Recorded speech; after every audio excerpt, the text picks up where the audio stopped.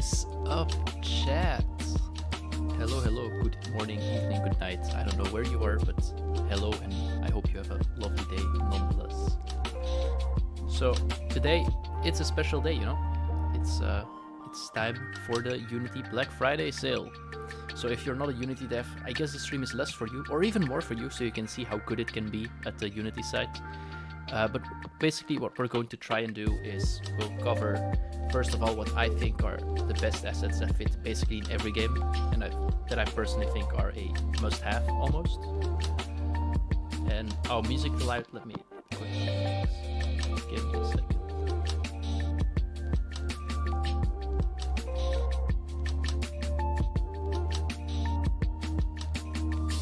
A bit too loud.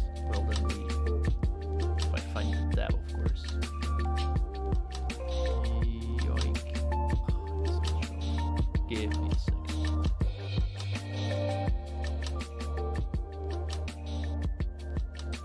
Better now? Is it better now? Should I just put my mic closer? I know last time I was a bit too loud, that's why I'm asking.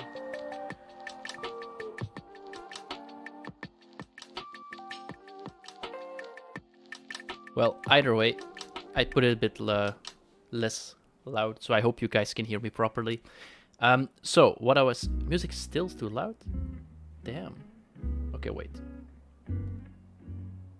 Let me just put it down in Streamlabs real quick. What about now? Oh, you said better. Before I didn't change anything. Well, I'll put it up a bit then again. Either way, so what I was going to say. What we are doing today is we'll go to the Unity Asset Store, see what I think are the assets that you should have no matter what kind of game you're working on. That's the first part. And the second part is I want to do like a thought exercise together with you, chat, where we think like, hey, imagine I'm making a 2D platformer like no one else has ever thought about, by the way. Like, what are the best assets to get started with that? So that way, maybe it's a bit more interactive. You can give your opinions, and also we can just go over, for example, hey, I'm making this, and if you then see overlaps, you can see what is useful for you. So we are basically, this entire stream is basically just about finding good deals for, well, you guys and for your game. And of course, that means we have to start with the best deal in gaming right now. I'm not kidding, by the way. And it is our Patreon. That's right. We do a Black Friday sale as well. So how does it work?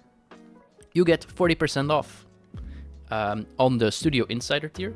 So then you can get access to all our great videos. Great tier. And if you think I want to go pro, which is like the pro game developer tier, then you also have one-on-one meetings with Marnix. FYI, don't worry, I won't chill the entire stream. This is just a quick shout out first. So here you also have one-on-one meetings with Marnix, so you can cover what is really what is you're working on and how we can give feedback to it. There's also a sale going on that, and you have to use BF Pro at checkout, and you will get, let me check the number real quick, 25% discount as well. You get it on your first purchase. So if you do it for a month, it's only the first month. Same here. But if you immediately pay for the entire year, you get it off the entire year as well. So with that out of the way, let's just open the asset store, shall we?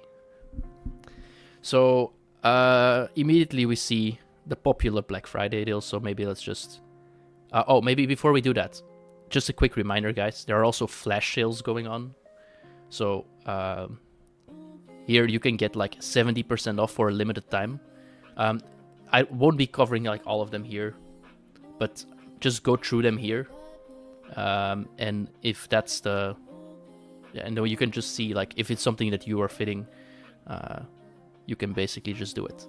Also, there is a affiliate link in the description, even if you don't buy it now. If we are the last influencer, you click the link one, we will get a small kickback from Unity as well, just for clarity. And yeah, it's like for a week. So if you're planning to buy assets, it doesn't cost you anything extra, by the way. Press the link in the description or say !Unity assets in chat, and you will get the link as well. So, well, the first couple are already big hitters in my opinion, because the A-Star Pathfinding project, I don't know if any of you guys have ever used it before. Sinus Kista, you can do !Unity assets, and you will get the link. There we go. Some people did it for you already. So what I was saying, the first big hitter already, like the first thing they show, by the way, is the A-Star Pathfinding project. Now we have a history with this.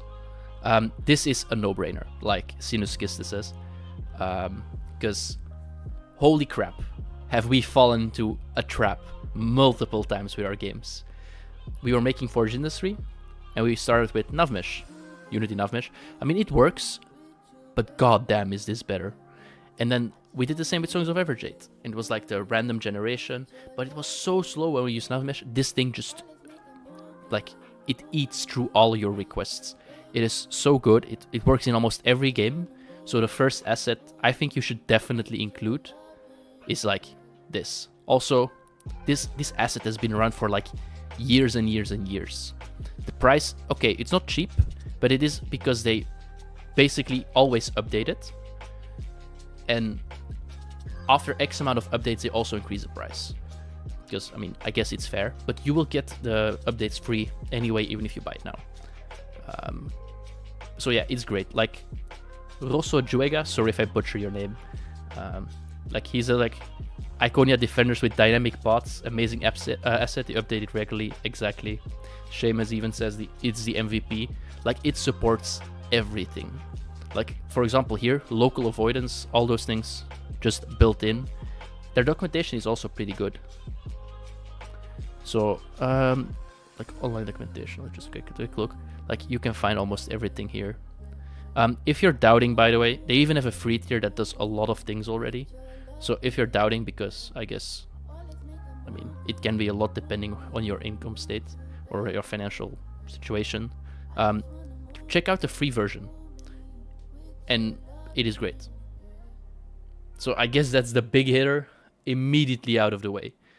So for sure, check out this if you've ever. So the next one is something we used in Forge Industry, actually. I don't think a lot of people know this, but all our workers are GPU instanced. I don't know if it was called GPU instance or Pro back then. Okay, it was the normal one. So it's not an entire 101. Okay, Sinus Kissa, thanks for the Prime sub, by the way. Alright, Mike 10. Good question. How is it different from Unity? Yeah, is it difficult to learn? It's not difficult to learn, that's for sure. And the difference is basically the algorithm they use. Like you can use A-star on nav meshes. So nav meshes are the thing you see in using Unity's built-in AI. But in my experience, especially if you have a world that changes, this is a lot better. There is a reason that over almost 9,000 people gave this a heart. I think it's one of the most bought assets in the entire asset store, by the way. There's a reason they gave it so much, even if it's so expensive.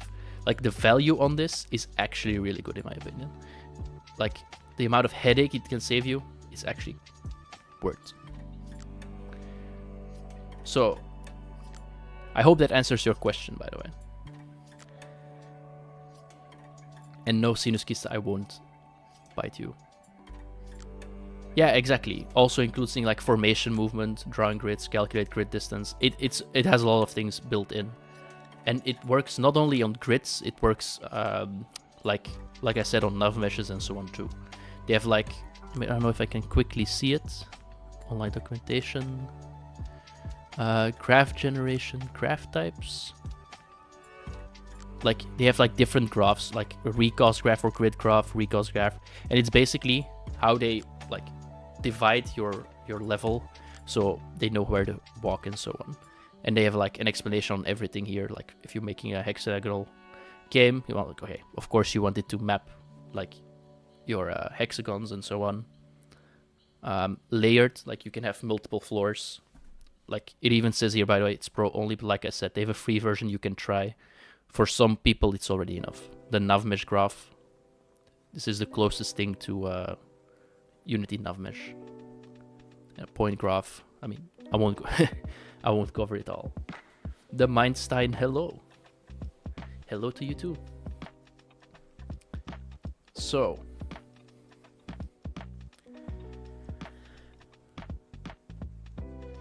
pro tiering. Oh, Streamlabs needs to put it into messages in the bot. This is pretty funny in my end. So for the workers in Forge Industry, you know, the hit game made by Bite Me Games, we used GPU Instancer. There are a lot of workers, and guess what? Animating a couple of hundred workers at the same time using Unity's built-in animation system, and the way we didn't optimize anything at all, it was not working properly, at all. Not even close to working properly. I'm talking, you use hire 10 workers and you see your FPS drop 3 times the amount of the things you buy. You start with 200 FPS, you buy 10 workers, okay, great, now you have 150 or something. So yeah, they also have automatic build ball generation and so on. I don't know what is different in the Pro. So if anyone has experience, let me know. I'm going to quickly read the the description, I guess. Just use dots. Dots is so easy to it and everyone can use it. Just kidding. Thing is, just use dots. I agree.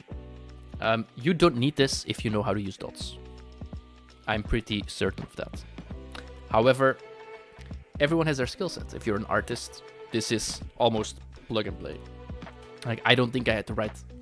Okay, I did have to write a couple of lines of code, but almost nothing to get a lot of optimal performance increases.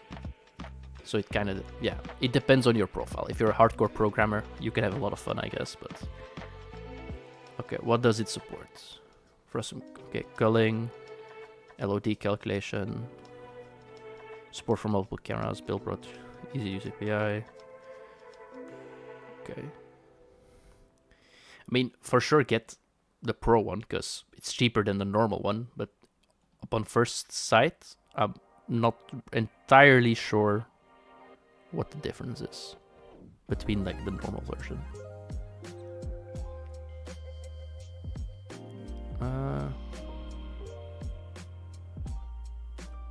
Let me take a quick look. I find using dots stressful. I have a feeling I only write link queries. I mean, at least link is nice to use in my opinion. So yeah, honestly, I don't think this is a must-have. We used it, but it's nice, but not like the best. Let me open the entire page real quick and close some things already. So animations, I mean, just go through it, guys. Animations in general are like, if you need a set, why not buy it in 50% off, right? Or even 70s, it's in flash sale. This was also pretty popular. I don't know, I've never used it. Odin Inspector. This we have used, and this we 100% recommend you guys to use. So, what is Odin? Do they have a maybe I can make it big. That's not the best. It's fine.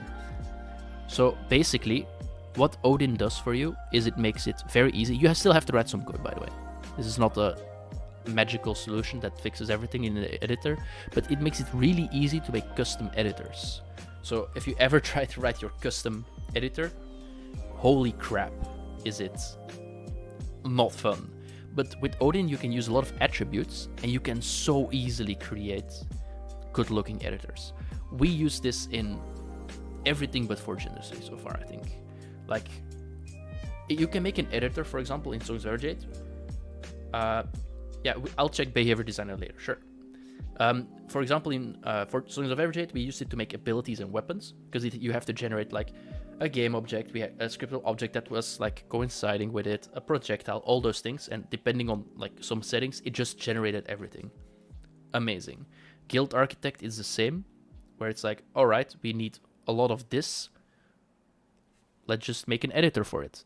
Same now with Magical Girl Guardians. I made an editor for stats, so I can now have like a big list of all the scriptable objects with all the stats that coincide with that, and holy crap, is it useful. Otherwise, you have to click between everything, and is there a good solution? In this attribute inline editor, Quick mute it. Okay, they don't show it pretty well. Also, something that is built in here is, I think, the dictionary serialization, which is not out of the box a thing. The only thing you have to keep in mind is if you earn more than 200k, you need to buy a bigger license. That's it. What is Odin's licensing? Yeah, that's what I meant. Like, you can use this as long as you want, but it's 200 if you earn less than $200,000 in 12 months. Otherwise, you need to buy a more expensive version of like $200 or something. Let me quickly take a look. Enterprise, $225 per seat. So yeah, so $225 per seat. Can y'all make this a video later? The VOD will be uploaded for sure, and usually Marnix timestamps those. So we will, you will find it back on YouTube. I don't know if it will do a separate video, like just on this as well, because I think we did something like that last year. How will they check it? It's a pinky promise. Also, if you get if you're Balatro, for example, and you used Odin Inspector to create all your cards, and they see you bought Balatro, they see your studio name in like the people that bought Odin, and they see, they earned millions of dollars. You kinda, you know, they know, but it's mostly a trust me, bro. Unless you're really, really successful, it's just a trust me, bro. But yeah, Odin in general is super, super hype.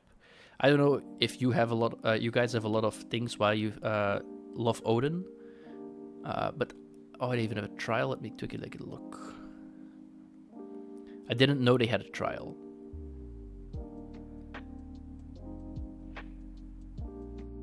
Oh yeah, a 90-day trial. Okay, you can get all 3. So there is a difference. Maybe I should explain between different versions of Odin. Honestly, in my opinion, Odin Inspector is the go-to. The Validator, from what I remember, I cannot go through here. Okay, sure. The Validator, from what I remember, is like, sure, but I think it's useful. But if you have to pick, I would always pick this. But yeah, like you see, it like scans and tries to fix things for you. But yeah, it's useful, but this is the GOAT.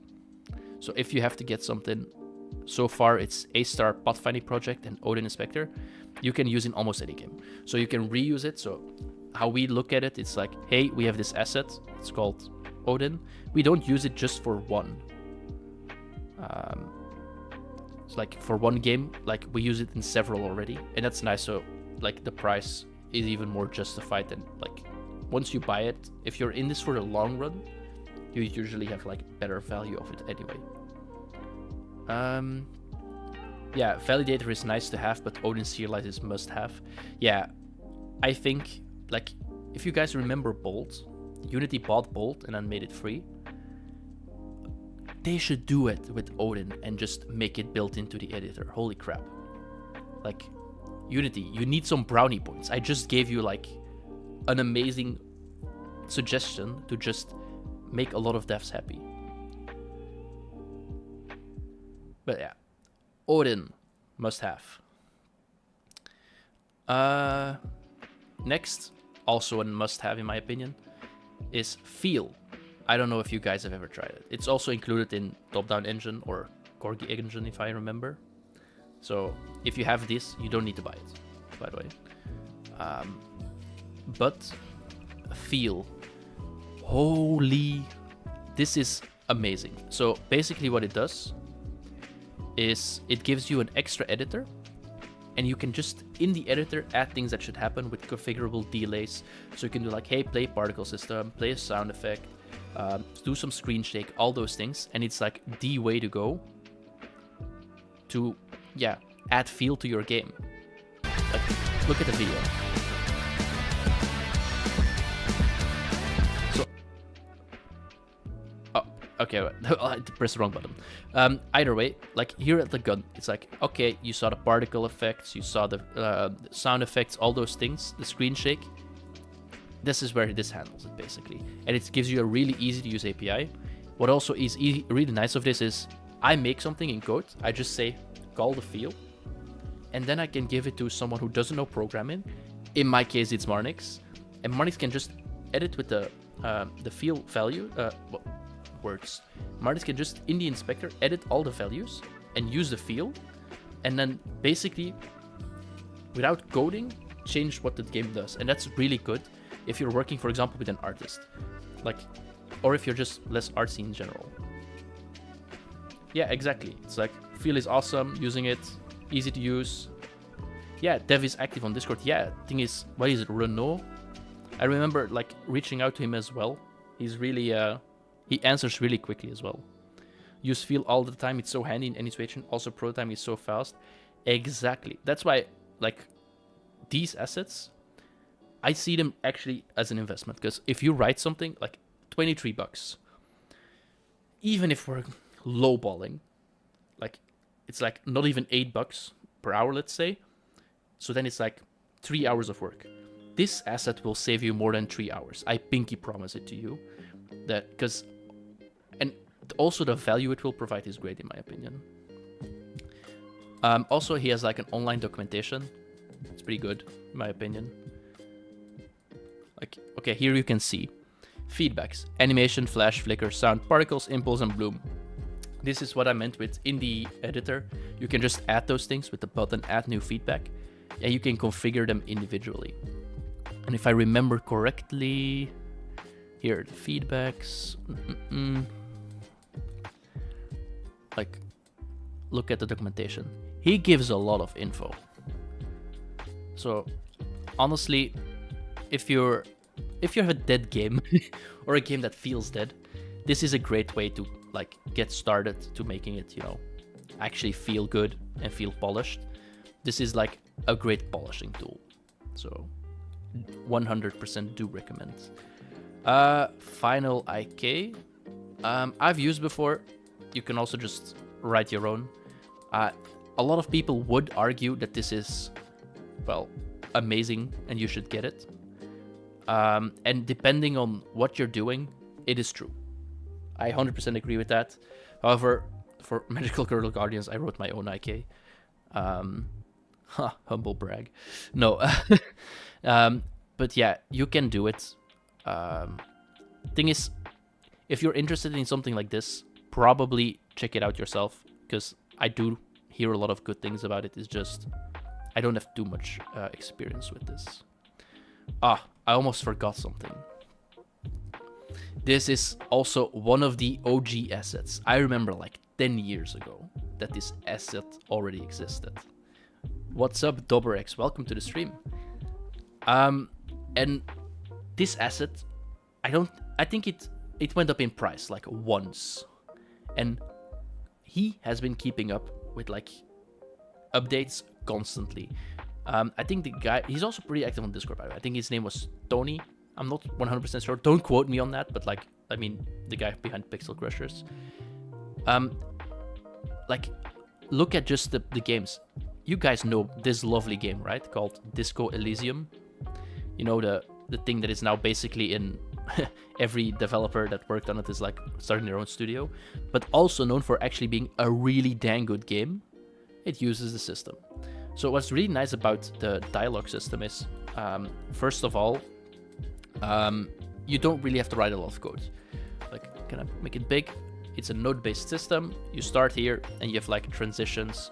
So for example, you have here the halt who goes there. You have 3 transitions and you can do conditions on every reply and when it happens. So what's really nice, it can integrate in things like Quest Machine, I think it's called. I'm not entirely sure.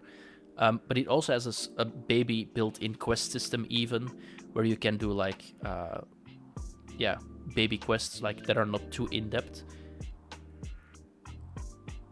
Why do you guys always seem to be in the middle of my classes? Because now it's like 7:30 p.m. in Belgium, so it's like the best time for us to screen. It supports in 2D and 3D. You have like triggers. You can almost do whatever you want, dialogue-wise, without writing a single line of code. And as you can see here, third-party integration. You can see Corgi Engine. You can see things like Orc. Like, the list is pretty big. I remember going through it. It's like actually crazy how here's the list. So almost any asset that is somewhat popular, holy crap, it's like works together with it. So also really good one. Like, I remember, at least from my brain, they had like a demo scene in like a space setting, and it really reminded me of like what is it? Mass Effect, the old Mass Effect games. Like, it basically was like, I will try to make Mass Effect dialogue system. Are there a lot of discounts for Black Friday yet? Unity's Black Friday sale has started, so a lot of, almost all popular assets are already 50% off. And then you still have the flash deals. So this is something we won't cover into too much depth. But basically, there are assets that are like for 24 hours or something are 70% off. You can already see for what is happening. So for example, I can see, hey, in 4 days, I can get the UI bundle. Might actually be a good deal. Holy crap. From Mishki. We've used the UIs before for canceled projects, but that's not his fault. And it's like, okay, I can get it off for like 70%. So great. I made my own dialogue system. Is a nightmare. Buy this for next game. Yeah. And if you buy it, don't forget to use our affiliate link. It doesn't cost you anything extra. And it's linked down below, or you do exclamation Unity assets and we get a small kickback. So basically, Unity gets less money. We get some money. All right. Dialogue system. Top-down engine. I think we will cover it more once we start going into actual like specific game genres. So let's skip that one for now. Sugar Senpai, you love the channel, keep it up. We will keep it up. Love you too. Do tween, I have to be honest, I use lean tween. I'm sorry. I have to be honest. Ooh, this is a great one. Okay, I got distracted. This is not the correct list order. This is called Dynamic Bone. And this is also one of the most popular assets on the asset store for a couple of reasons. First of all, even non-game developers buy this asset on the asset store because it is used in a lot of VR chat content. I found out like a couple of months ago. Why? Because it has... I'll show you a video. You'll see why. You can see a couple of things moving, and it's all basically physics-based. Yeah, I think that says enough. That's why VR chat uses. We also use it in Magical Girl Guardians for some physics. I assume you know what I mean, and if you don't, I assume you're a bit too young to know what it means. But like for $9, holy crap, is it a cool deal. Jonas, I think you're a bit too young for this asset, but hey, I appreciate you watching nonetheless. Dynamic Bone, yeah, something is getting dynamic when you implement this asset.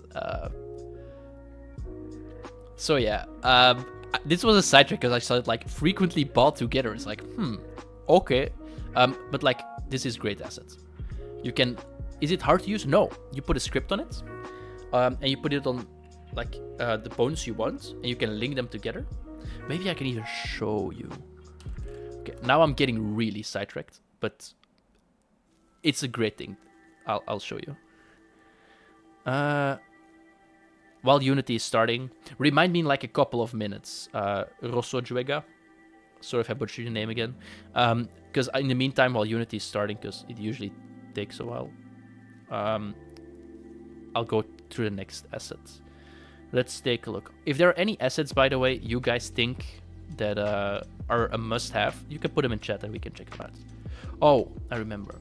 Someone wanted me to check out Behavior Designer. I used it as well. Behavior... It was a Behavior Designer, right? Designer. Okay, just Rosso. Remind me in a bit. It's... Behavior Designer. I used this asset in the past as well, mainly because Opsiv, they are also the makers of the character controller, the first-person controller. We will cover them later because those are a bit more... well, they are a bit more specific for a genre. But Behavior Designer is actually also really good in my opinion. So built-in, Unity does not have support for behavior trees. Maybe it will change. I think they announced that they were working on it. I'm not sure, but I don't know if it was AI only or if it's not. But either way, this is actually really useful. So for those who don't know how behavior trees work, let me quickly cover it. So you see all the things here. You have like a sequence and it just goes through it step by step by default. So I don't know if I can zoom in. That's the opposite, bruh. Okay, I'm gonna do it differently. So you can see my mouse, right? This is a sequence and it's like, hey, determine weapon. Like, hey, if the weapon is used, then let's keep on going, equip it, and then you go to another step, check if you're alive, if not, whatever. And then you can basically go deeper and deeper, and it's one of the easiest way to make state machines, basically. Well, not really state machines, but you know what I mean. To get like your character to do visual states. This is what they use in basically every AAA game, as far as I'm aware. So that's also, I don't know who it was that called it out, but it's something I used in the past. It's something I own, and it's really useful. They build a new version based on dots, so you can use behaviors with dots and don't have to code dots. Ah, I didn't know. You mean like a visual editor for dots? You work in the mids, I assume you will also use it. Yeah, I think it's a really solid asset. And the great thing is, with the first group we're covering, the hey, this works in almost every genre. The moment you have an NPC, this is perfect. They also even have built-in like behaviors already. Like for example, the patrol. It's like they have like built-in things. I'm pretty new to AI programming and curious if this is better than handwritten state machine. I 100% think so, by the way. I tried it with state machines, and you cannot nearly go into as much depth as you want. Let me take a look. Okay, so sure, the integrations, but they have like... Can I see? Like, you can go really in depth into it. Do you use it? I used it for previous projects. For Magical Girl Guardians, which has opened, by the way, yay.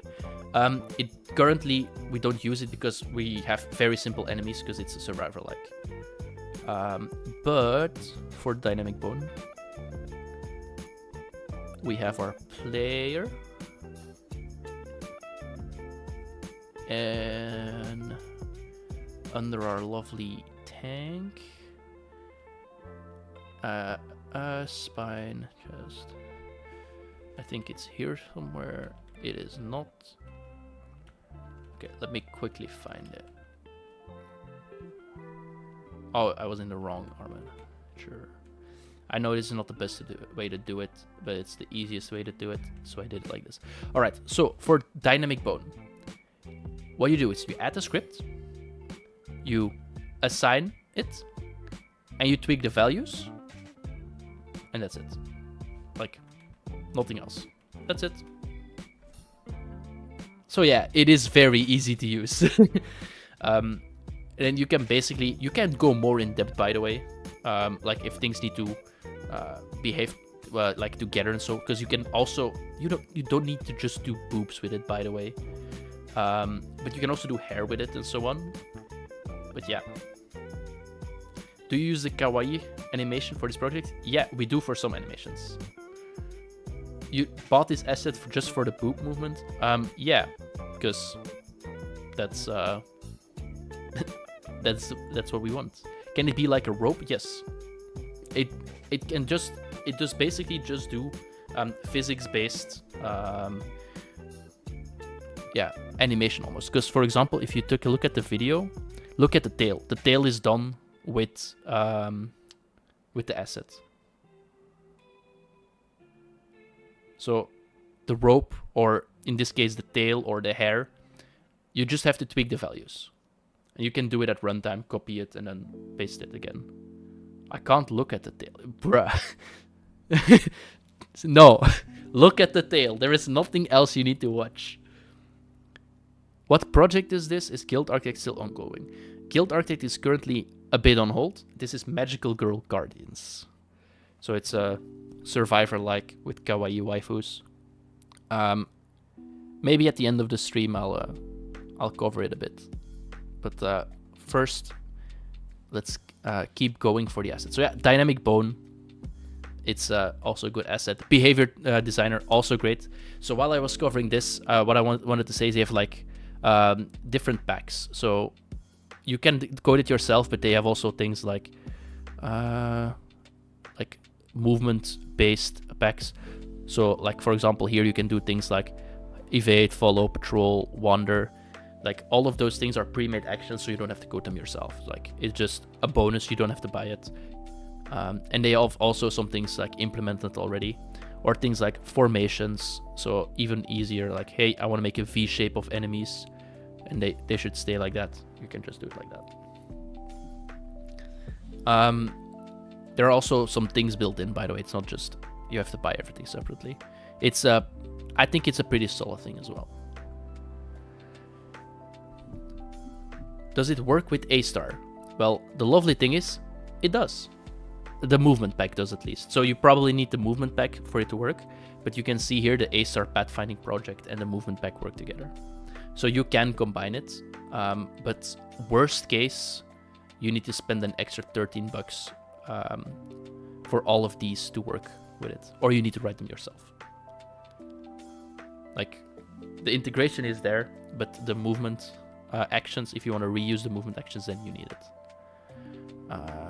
So yeah, That's a really all right, I know a lot of people hate things like asset flips and kit bashing and all those things, but there are a lot of things that the correct tools together, for example, a behavior designer together with something like the movement pack and an A-star pathfinding project gives you such a good base to get started. And I don't think it's kit bashing if you then like make the custom store, like the custom way they interact with things. I think that's totally fine. But it's like a really cool way to get started easily, because otherwise you have to spend a couple of months coding it yourself, you know? Now where were we? Do I have... I completely... Oh, okay. Yeah, I think we were around here? Sure. Let's continue here. Guys who blame assets never deliver the game. Honestly, it might be true. I think assets are... You shouldn't always rely on it, but it's also like... You should also not just only use assets, you know? You need to add something yourself. Even if it's just a story or something, don't just throw things together and that's it. Easy save tree is also good. I've used this like once, and it was pretty good. It was pretty easy, I agree. Because the main thing with Unity is there are a lot of Unity objects that don't serialize well at all. Like, for example, quaternion, transform, all those things. You need to write custom wrappers for those. You can find them online probably or generate them with Copilot or something. But this is just, it just works. It can encrypt, compress, cloud capable, all those things. It's great. One missed thing about feel, I remember, it also includes the safe load sim buried in the code I'm using it. Wait, really? I didn't know that. I actually didn't know that. Okay, but that's a good thing to know. Is it good? Like, quality-wise, how good is it? Because I know, for example, Corgi engine and top-down engine have a safe system built in, but I don't know how good it is in feel. I assume it's actually just the same because it's the same creator. Works like a charm. I mean, if you're watching this, maybe give that a spin because it's cheaper. It might save you like $30. Also, use the affiliate link too. Let's go. Thank you, John. So yeah, I'm sorry guys. I know most of you already know it. I'm just gonna repeat it. You can use the affiliate link. It doesn't cost you anything extra. Get a bonus. Also, deals going on Patreon. 40% on the base tier, or if you use BF Pro at checkout, you can get the Pro tier for 25% off. Okay, back. So, oh, you can encrypt serialize to JSON, binary, or something else with one line in feel. That's actually cool. Because usually it's like the safe assets that only do that. Yeah, exactly, Zurtig. Like, you shouldn't over-rely on assets, but you can rely on them. Just don't only use assets. Do something of your own. If it's code, if it's custom logic, if it's custom art, something. Just something. That's all we ever ask for. But yeah, I mean, if you're looking for a safe system, you can check out Feel, I guess, or the Easy Safe. I don't know how good the dev is at reacting things, but I assume it's pretty good since a lot of people seem to like it. Has pretty high ratings as well. Alright, so we covered this. We won't go over those thingies.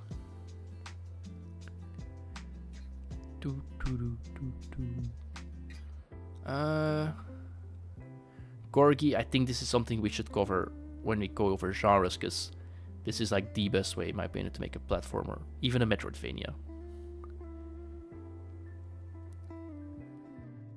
Did they remove favoriting from UE Marketplace with the fab change? I have no clue. Oh. Marnix, are you in chat? Do we have a Fab affiliate link? We should get one, even though we don't really do anything with it. We should get one for our Unreal viewers.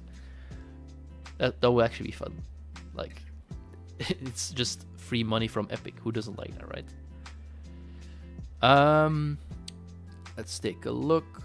Okay, I mean, we gotta call them out, guys. The big one, the art everyone loves, Cinti. Not just this pack, because I assume almost all their packs will be on sale. But like, all of this. The Polygon pack, all of this. There's unit asset placed in Fab. Oh yeah, true. We even uploaded there. You're completely right. But yeah, if you're looking for a Cinti pack, there are a couple of them like 50% off. Go. Like, if you... Cinti assets in general, I think, are a good deal. Like, if you see how much art you get with it, it's a great value. The only thing I would advise you guys not to do too quickly, or unless it's like a very top-down view so it doesn't really... it's not too obvious, is be careful with the characters. Because I think the characters are really, really noticeable. Like, their face. Like, this... I mean, your players won't care, but there will be devs who care about it. So if you don't want to get called out for it, I guess. I don't say you should get called out for it, but people probably will. Like, all the props, you just throw a shader over it and you can make a unique look if you make a cool shader. So yeah, I think in general, Cinti, not a specific pack, but it's, I don't also, maybe it's not a must-have, because you can do different styles. Well, it's not a must-have, but I think it's a really good thing to pick up during Black Friday, at least. Take a look, because did the music stop, or is it just like an interlude? No, it stopped. Don't stop. Adventure Creator, I heard a lot of good things about. I've never used it. Just put a mask over their face. Oh, VTabs. Oh, I've heard about it. Like the utility tools, right? Let me quickly open it, maybe, so we can take a look, because I don't remember entirely what features it had. Let's take a look. The quant. Oh yeah, you like your editors, right?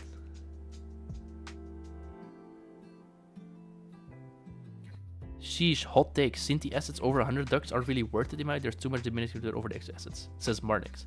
I think it depends on what you want to do. Maybe, but if you're just going for, I want to make an RPG like a lot of people want to. I don't think they should, but they want to. Look at our first game, BCC. Well, project, not really game, because we didn't finish it. That's like, at that point, you like almost use all assets. So it depends on your project. But even the cheaper ones are in sale. Like, 10 buckos for the low poly art Polygon City, for example. It's always worth it if you buy it with purpose. Probably people just randomly buy. True. I won't judge you if you randomly buy, as long as you use our affiliate link. And if you buy randomly with our affiliate link, I will judge you. So let's take a look. VTabs. Create tabs from folders. Sure. You can kind of do this, but it's like a couple of clicks in default Unity. You have to like drag it out, lock it. So this is easier. Definitely easier. Okay, that's quite useful. Oh, even from your hierarchy. That's pretty dope. That's pretty dope. Components. Oh, components. Okay, so basically from anything. I'll likely buy some stuff later. We'll use your link. That's what I like to hear. Thank you. Create tabs from menu. Yeah. Switch tabs with shift scroll. Okay, sure. And integrate with hierarchy. Yeah, it's like the different signs. Yeah, I've heard about it before. Okay, I don't know if this is a must-have, but I think it's nice to have at least. Like, it's definitely... I think it will make your life easier, because I remember this guy had like a lot of assets for power to users, right? Like the V hierarchy and so on, like the color things and so on. I don't know if it's must have, but I think it's nice. So that's at least something. I wouldn't classify it as a must-have. Let's take a look at Quantum Console, because someone said that. Quantum Console. Because I also think he had like V console, right? Didn't he have something like that? V tab, C inspector, V everything V. V favorites. Okay, I don't see V console. I must have dreamt about it. I don't understand why people still use Unity. Most of those assets are already built in UE for free. Yeah, I know we have those assets, Marnix. The V1 even.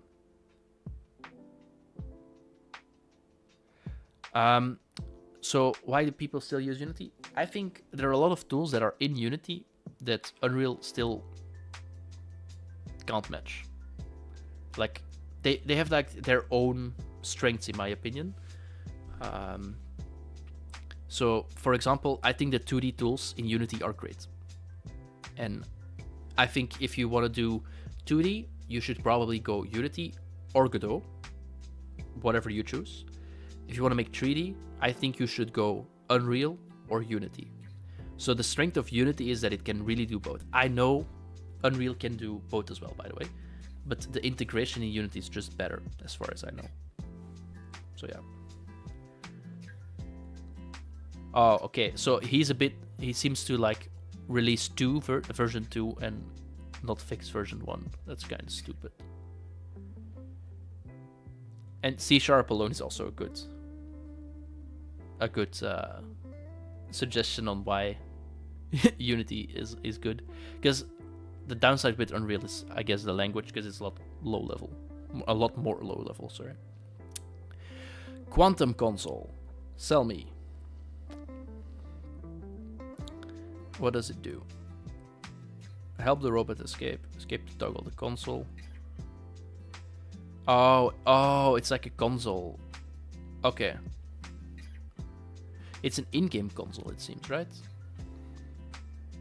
Yeah, so like maybe you can make maybe a chat with it, or like cheat commands or something like that.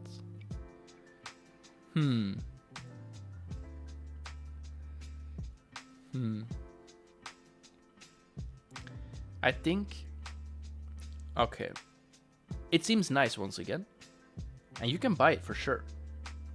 I just don't know if it's like a must-have as well. It's a great asset probably, because I mean, Bite Me viewers only recommend the highest of quality, usually. I don't. Okay, maybe I don't stand by that statement. You know what I mean. And that's it. Oh, it's just an attribute, and then you can call it within the. Okay, that's actually pretty cool. Now, my counterpoint is, if you give me, well, normally $36, I can probably make something similar. I don't think it's too hard. I don't know all the features he has, of course, but I don't think it's too hard. But I think I like the way it implements, like the commands. Oh yeah, here it is good. That's a good call out, by the way. Rosso, or I think you wanted to call it Rosso, right? That's actually a pretty nice one, because you can add the description. I like, okay, but that's a personal opinion. I like when you just have to use arguments and things work. Like, for example, we made our own save system, and it's just a argument. Well, no, sorry, an attribute that says saved, and that's it, bro. You just put saved on an attribute, and we'll make sure it's saved and it's loaded automatically. And those, like, when you can just use attributes, I love that. So just for that, I mean, might be worth a look. QFSW. I think it's a funny name. I assume it's a play on NSFW, right? It has to be. All right. Sensor Toolkit 2. I've never heard about it. Oh, 12. Great. Whatever. No, no. I'm pressing all the wrong buttons. Nice to have, but a must-have. Yeah. You can combine it with Odin and create your custom attributes, so you can create cheat commands, test commands, and so on with one Odin attribute. Oh, okay. I see what you're saying. That's actually pretty cool. C++ gang all the way. I think that's optimistic. Alright, so sensor toolkit is a collection of sensor components that detect objects and sense the world around them. It only manages the complexity of object detection so you can focus on fun stuff.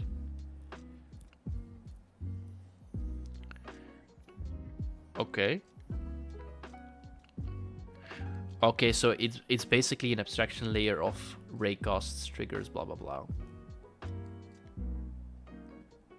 Interesting. I didn't know this existed.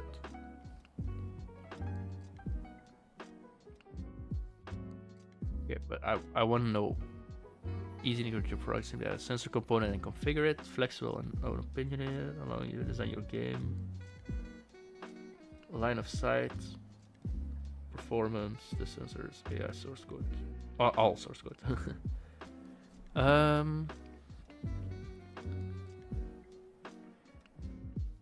Is there...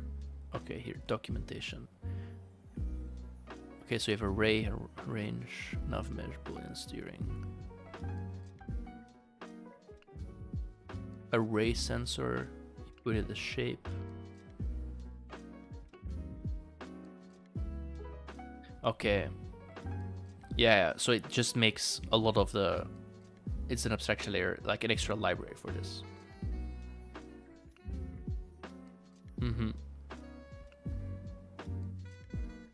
They have a lot of settings like visibility percentage, and it's also lightweight. No need to write custom components for perception. Okay.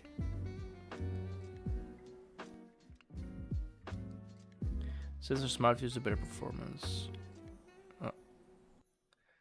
Okay. Yeah, so this just makes your life easier from what I see. Yeah. A boolean sensor.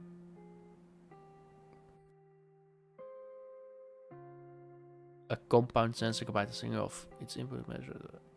An and an or. Okay, so you can do like combinations of different sensors and so on. I mean, it seems useful for sure, but I can't say how good it is because I haven't used it.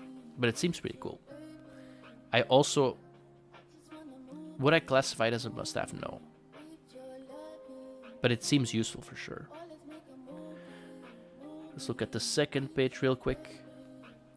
Do you guys have any genres, by the way, you want to try and quote-unquote kid bash a game with assets? Quest machine. Okay, I've also used this, and a roguelike might be something. A 2D platformer, basically the same, only with combat, right? Quest machine, I think, is also really good. So it's also from Pixel Crushers. If you remember, it's the guy from the dialogue system, and it is less popular than the dialogue system, but I think it's still good. Like the things you can do is really cool. I'm trying to find if I have a good example. Like here you can do things like quest info. You can give everything there. You have an offer, states, all those things. And you can see the runtime, which is basically how does it go, and then branching. Like for example, if someone is waiting, you can do that, but you can also have like choices where you, for example, say deliver it to X or Y, and then you choose who you delivered it, and you can integrate it in. And yeah, like Sinuski says, you can integrate it completely into the dialogue system, and without writing code, you can quite easily actually create content for a game where you have like dialogue and quests. I mean, the first thing I think about is RPGs, but that doesn't mean you should make RPGs, just to be clear. Once again, a lot of implementations, like integrations, sorry. You know, maybe let's do it differently. Other assets that I just from the top of my head think that are must-have. First one, I2 localize. I hope it's in sale. Okay. I2 localization, it's called, right? This asset is probably the thing that made it so Marx is still alive today. Why do I say that? I wrote my own localization system for Genistry, and it worked, but goddamn did he hate his life when he had to use it. With this, you can just have it in like a Google Doc. We can all edit it at the same time, and we can just sync it to the game. And wow, I think this is like one of the assets that if we didn't have it, Marx would be depressed. And I'm not overselling it here. Like, I think it's actually really good. The setup is really easy, no code required, unless you want it. It's like if you want to write, like get something in code, you can do it. Excuse me. But otherwise, you can just do like your UI. I mean, I have it open. I can show you, I think. So what's really cool about I2 Localize, a lot of languages support, sure. But if you go, can I click it? No, goddammit. Upgrade button, upgrades, show upgrades. It's a button, and you put the I2 Localize script on your text. You just give it a term. You literally have a selector where you can just add it, and it will make sure that when your language changes, it just auto changes. And the best thing about this is the syncing with Google Docs. So you have your I2 Localize, you can do spreadsheets, and it's just you're syncing. Old build. I mean, true, I didn't pull yet. I know. A really pink UI, yeah, it's an old build. Marnix changed it, but won't the Google Doc be somewhat unorganized compared to, say, a JSON? Before we used the CSV, and the thing is we use one big file. At least that's how I2 Localize does it. So that's the main reason. But it's really good. Like, this is also a great thing. You can probably just do it on your own. But the thing is, for collaboration, this is the best thing that we found. Like, sure, like the system I wrote or something you wrote or something you find free online, it all works usually. But what is great here is, first of all, you can easily assign things like, hey, like fonts, for example. Like if we release on Japanese, we have a different, well, if we translate to Japanese, we have a different font that we need to use, and it can auto change it. Great. And then especially for the collaboration part, we open a Google Doc, and it's always, yeah, we don't have merge conflicts anymore, basically. You don't use categories in I2? We do, but not on everything. We have like a general one where you just dump everything in. But we do use some categories if you mean the tabs. So for example, generic ones, abilities. But then the ones you see here are like a lot less organized because it's like just everything. So yeah, if you want to localize your game, which by the way, I think you should. You mean Google Sheets, right? I think Docs is confusing people. Yeah, I mean Google Sheets. Sorry. Google Sheets. So it's basically an Excel. Mike, maybe I can just show you guys. Give me a second. Here, this is one for Unicycle Pizza Time, for example.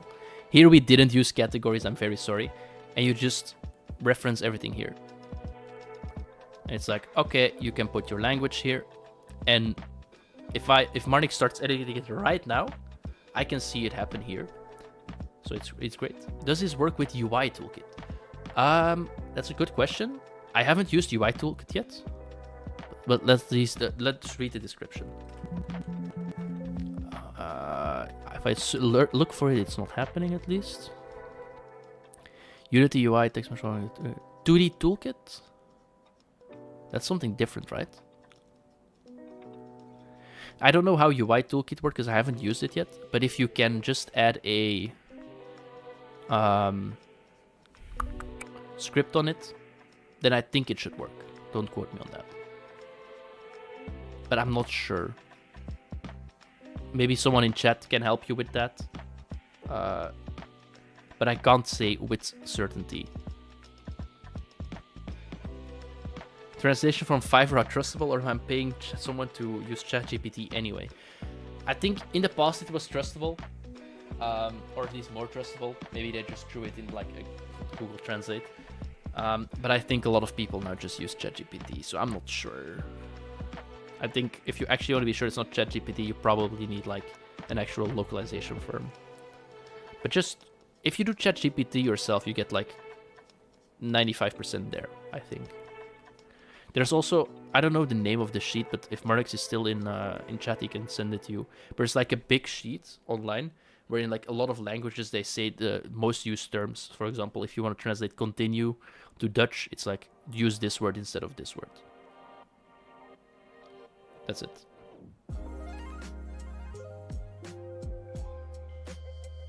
I'm paying a native, yeah. So this is one, this is something we include in all our games. Like we have our own library with a couple of core tools in. One of them is Odin, one of them is I2 Localize, and the third one is Full Screen Editor.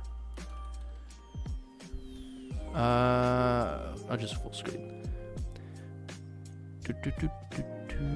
Okay, I won't just look for that. And then we use it in everything, because like this is just become how we work basically. So what is useful about playing your game full screen? So you can do here play maximized, and if I start the game now, give it a second, it's almost full screen. This sucks, guys. Okay, great music.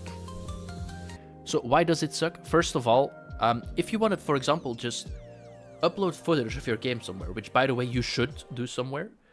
And for example, if Marnix makes it for in the video, he can't use this footage. It's not the proper resolution. So he has to then like upscale it, downscale it, whatever. It's a pain in the ass. Well, now you press like one button, F10, and it just full screen. That's it. That's all the entire thing it does. You can do it for like scene view. You can do it for game view, all those things. Great. It's pretty simple, but it's one of those things, once again, you don't have to make a build every time you want to play your game in full screen. I don't know why it's like this. Don't you guys use the Unity recorder that keeps color resolution? No, I use OBS for it. I know it exists. I know Marnix knows it exists, but we use this. You can use the Unity recorder if you want, by the way, but even just for gaming, if you like, if I had to work on a laptop, for example, and I always have the bar at the bottom and the bar at the top, like what, for example, if you were in Japan, it's really hard to sometimes grasp the scale of things. Like even when you're just testing, like 95% of the, okay, no. When I'm actually trying to play the game and not just testing a feature, I always play it full screen. Or when I'm doing UI, I always put it in full screen, just to like see if the scaling is at least a bit accurate. And I mean, for like $10, it's this is one of the things. Here I agree with the guy who was earlier here from like, what the hell, Unreal? Why Unreal does all these things? I don't know how it isn't Unreal, but I don't get why Unity doesn't have a proper way to just full screen something easily. So yeah, for a tenner, I think this is a pretty good deal. Like we use it a lot.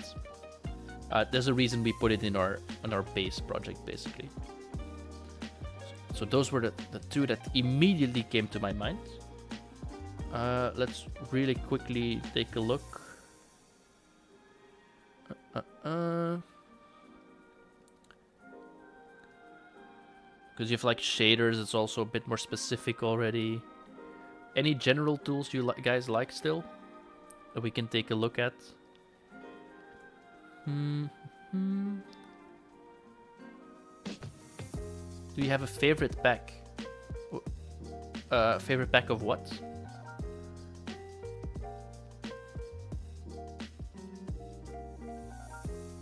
Can you explain in one sentence how A-Star is better than built-in Navmesh? One sentence is not a lot, bro. Okay, I'll do a quick recap in more than one sentence of what I said earlier in the stream when we covered the thing. It's basically you have a lot more options, and in almost every project, except Magical Girl Guardians so far, we have started by using nav meshes from Unity, and then being limited somehow, some way, in the things we wanted to use. Even if it's just like recalculating parts of the nav mesh for when you, for example, place a building in a building game. Those were all, like, it never worked the way we wanted it to. And then you have the A-Star Pathfinding project, which is like properly multi-threaded. It works like a charm. It's pretty easy. So we basically, aside from Magical Girl Guardians, but like Skogvol, I forgot, Songs of Nevermade, all like they had the A-Star Pathfinding project in it. So I hope that answers your question. Do you have a favorite sound, pack for SFX? No. Oh, well, this is maybe a bit specific. I used Orc. I love Orc. That's it. Unless we cover an RPG, I won't go into detail, but take a look at Orc. It's nice.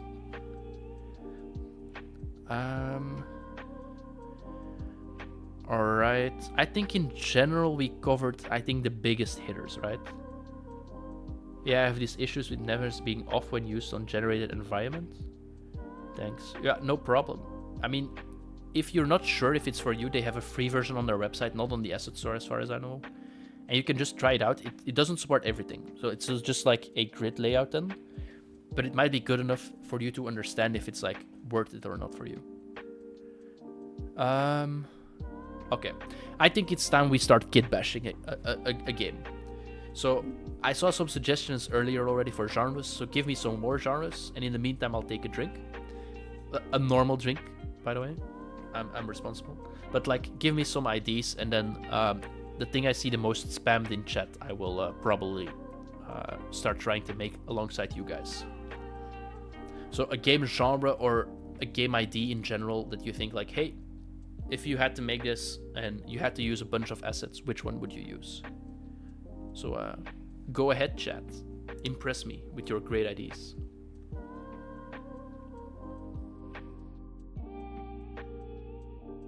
In the meantime, I drink some Coke. MMORPG, immediately a big hitter. What a guy.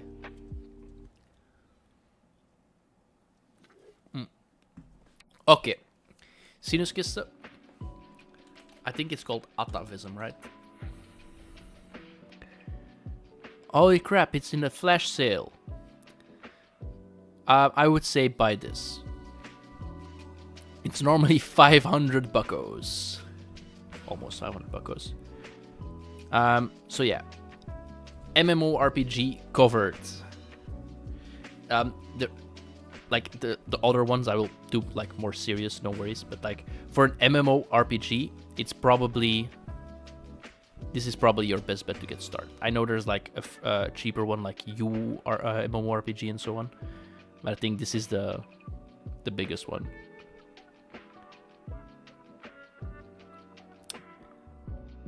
I'm working on a horror roguelike. Okay. Subway service on foot.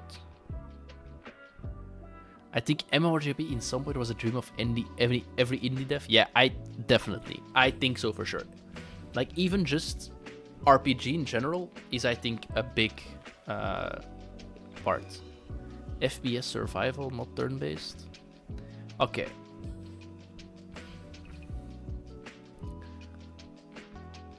Okay, so let's do the FPS survival.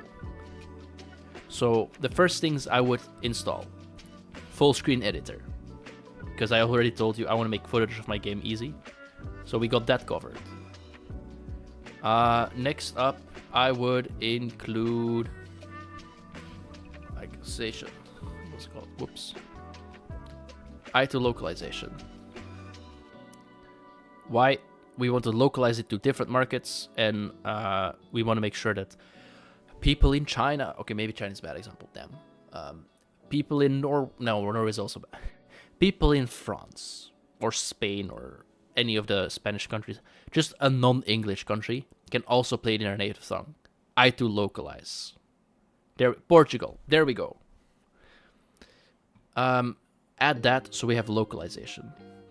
Now, next thing we need is UI. So we go to 2D, GUI.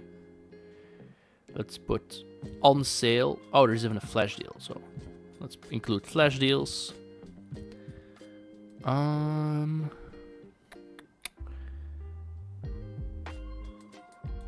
Let's take a look. So we're making a FPS survival game. Okay, let me quickly FPS survival UI. What do people... Okay, yeah, it's like something like this, right? Okay. So, is there something good in sale or going on sale soon? Because this is sci-fi, so it is not a really good fit.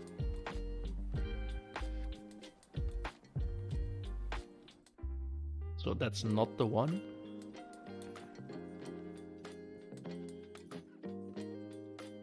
Ultimate clean and multi-purpose. Maybe. Maybe. Text editor is very good to well animate text. You can do that with tags with the text. I also have a super text mesh, which is the same but not for TMP, but it's like its own version of TMP. Good for curved text. Yeah, I remember I had to write curved text myself once, so I can see the value. Also, you guys seem to love your attributes, which I, by the way, agree with.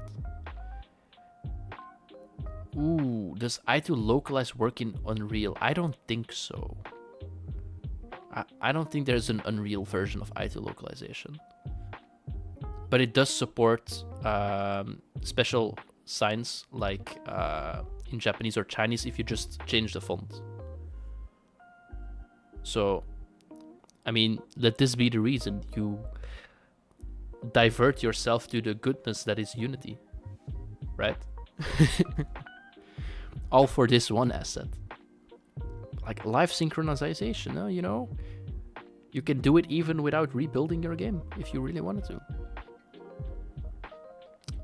Okay, so we were looking for a UI. I mean, this is a big pack, I guess. I guess something is fine, but... No, it's like all mobile. It's not a good pack for what we're trying to make. That's also...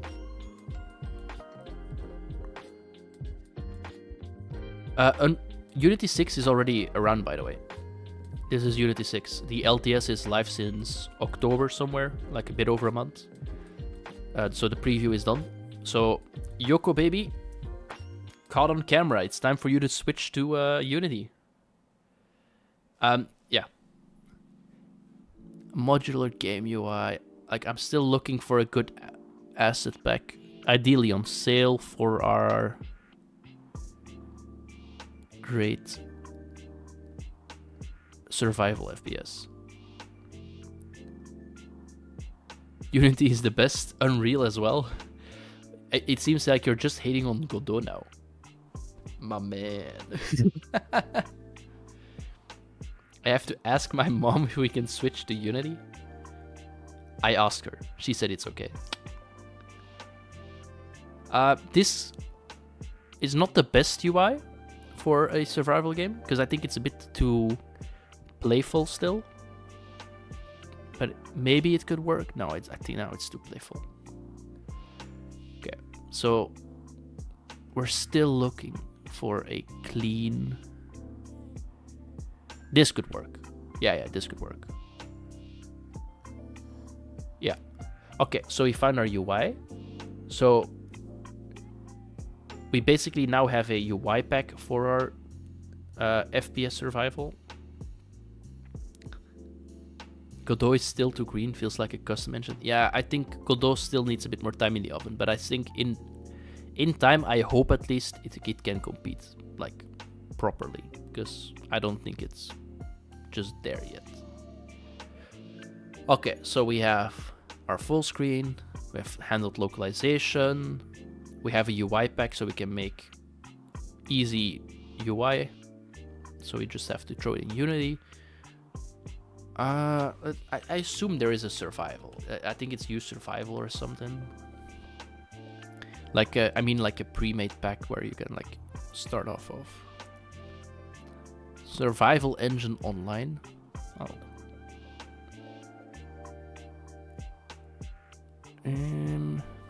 Use survival.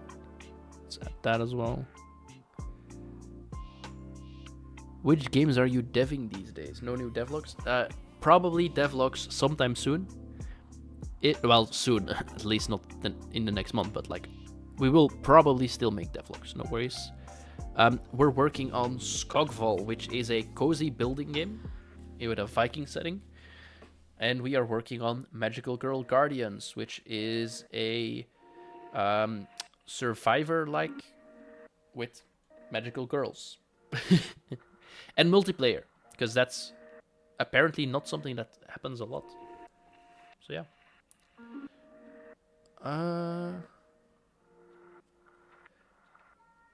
You can make good games in it, but you're having to make a lot of things in order to get you like networking stage. Yeah, exactly. Like every game engine, you can probably make everything, but it's the amount you have to do yourself.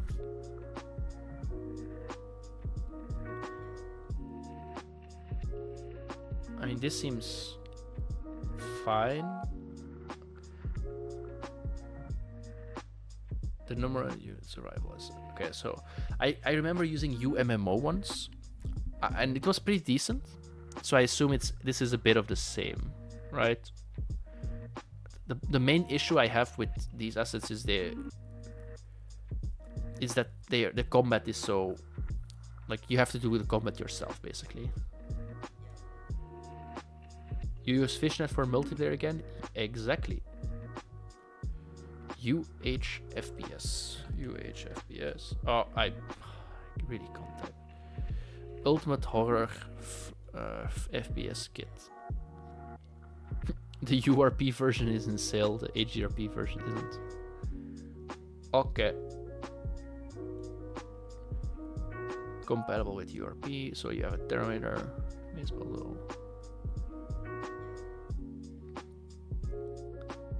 Oh, they have pretty... Okay, so this is pretty cool. They have like clean looking UI out of the box, it seems. Which is not something a lot of assets do. So I actually think it looks pretty decent. Yeah, so object examination. Okay, so it seems fine. But then I think this is the moment we should decide if we want it to be multiplayer or not. Because I don't think this is multiplayer, right? Nope, doesn't seem like it. Hi, Andre Alcázar. I hope I didn't butcher your name, and if I did, like, both sucks to be you, and sorry. Yeah, it's not multiplayer. I mean, it can be fine. Depends what... Oh, this is not what I wanted. It can be fine. That's why I think we should decide if we want our game to be online only or not. You said it well. Let's go. Nice to hear. I mean, it seems... It looks good. You said it was like a couple of minor bugs. Is the dev active? Like, can you easily reach it? Alright, so survival engine online. Let's take a look. Oh, but it's a really playful looking one. This reminds me more of a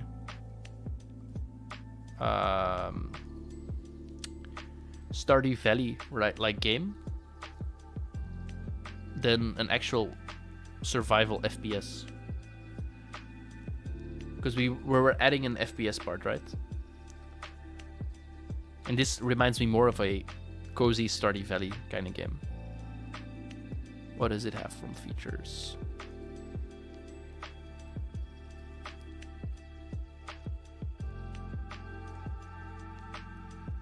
Peer-to-peer, dedicated, relay, lobby, networking.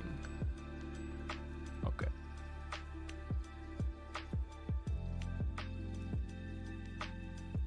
Yeah, to make something custom, there's a lot of dependencies. Yeah, it's usually with the big ones, right? In-game chat, save load, temperature, Store going bad melee. Okay, so it seems to have every feature except the FPS part.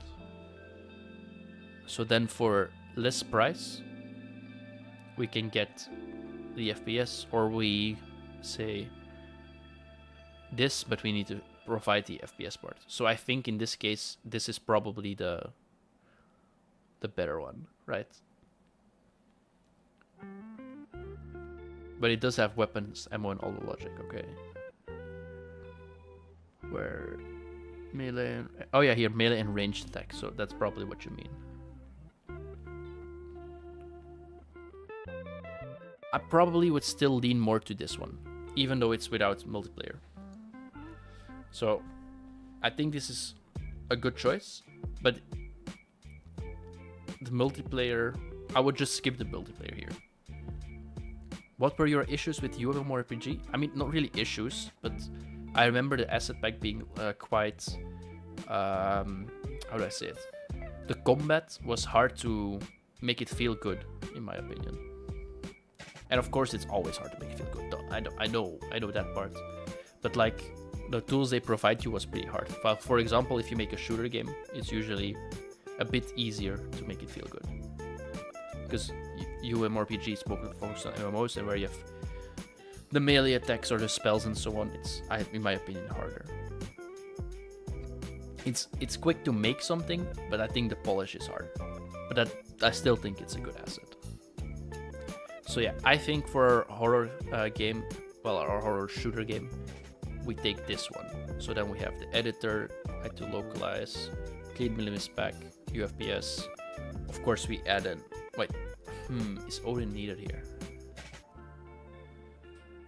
Survival horror, so we need enemies. Okay, so we need enemies. Behavior. So I would also,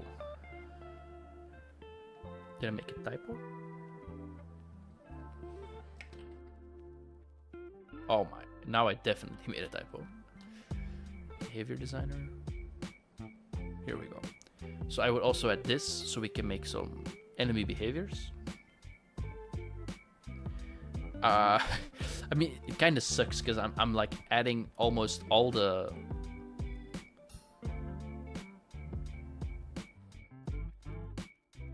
I'm just adding all the, I'm just adding like most of the built-in tools already. Like the things I said you should try and use anyway. Like feel once again to make everything feel a bit better. So we have that covered. I would just use the Unity input system. I know people use like Rewired or In Control, I think it is. I think Unity's new input system is good enough, and I really like using it, so I wouldn't need that. We need some art. We still need characters, and we need characters, and we need an environment. So we can get ourselves some mates. Oh wait, no, that's the wrong game, I think. Never mind. Never mind. Let's take a look. I think. How? No, this is not fitting. The discounts in the store are actually created by Unity. Yeah. There are some limits as far as I know, at least, because we also have some assets on the asset store. And you can't, like, join them if you're, like, too low price and so on. I think you have to apply, and yeah, I think you're right. Let's take a look, huh? Jesus. A 920 euro asset? I didn't know it existed. Oh, it's Yuma based. For those who don't know, Yuma is like customizable body types. So you can have like body sliders, like a character customization. And then they made a whole bunch of armor for it, it seems. If you're making an RPG and a lot of money to spend, I guess you can buy a 920 euro bundle. At least 110 people have bought it. That's a lot of money. So you get all these armors. Damn. I mean, if you're making an MMO, I will add this and Yuma to the atavism suggestion from earlier. I got distracted once again. Maids are great choice for any game. I mean, it's hard to argue with that, you know? Oh, here, survival NPC. We're making this is a great fit, right? These can be your characters or like people in your environment. That's a great fit, Unity. Whoop, we move to the side. That's also one of the things we want, basically. So we have our characters. What is this? Even more. Man, if you're making an RPG, you have a lot of choices.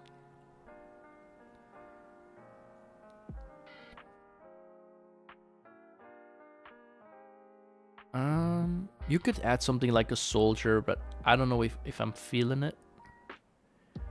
Here, you can add a mechanic girl for your, if you have like a gear degrading system. There we go.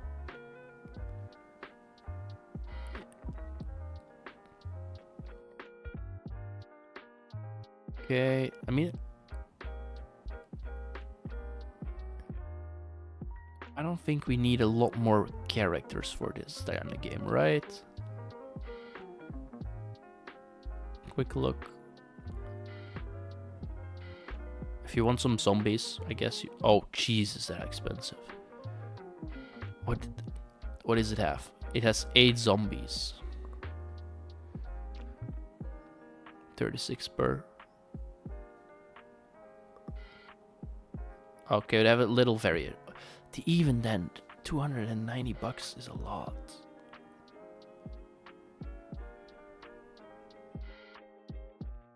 Yeah, if you're making an MMORPG for a year, the asset guard definitely has you covered. You just have to have a lot of money.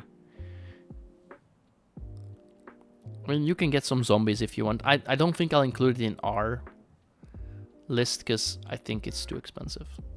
How much was the... this is fair. Okay, so we still need environments. A chemical plant, mansion, workshop. No. Give me something cool looking. That's a month's salary in my country. That's like half a month's salary in Belgium as well. So it's super, super expensive.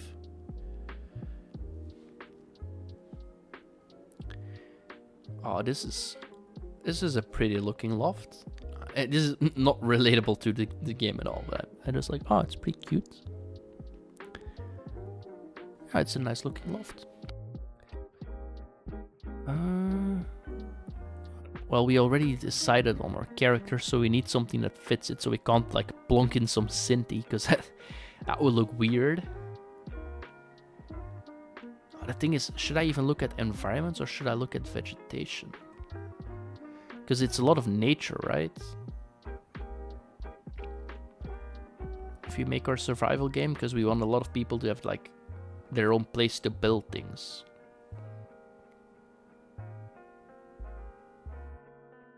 Maybe... I know this one. I've seen this one before. Okay, let's quickly... Dynamic nature. I don't remember this part.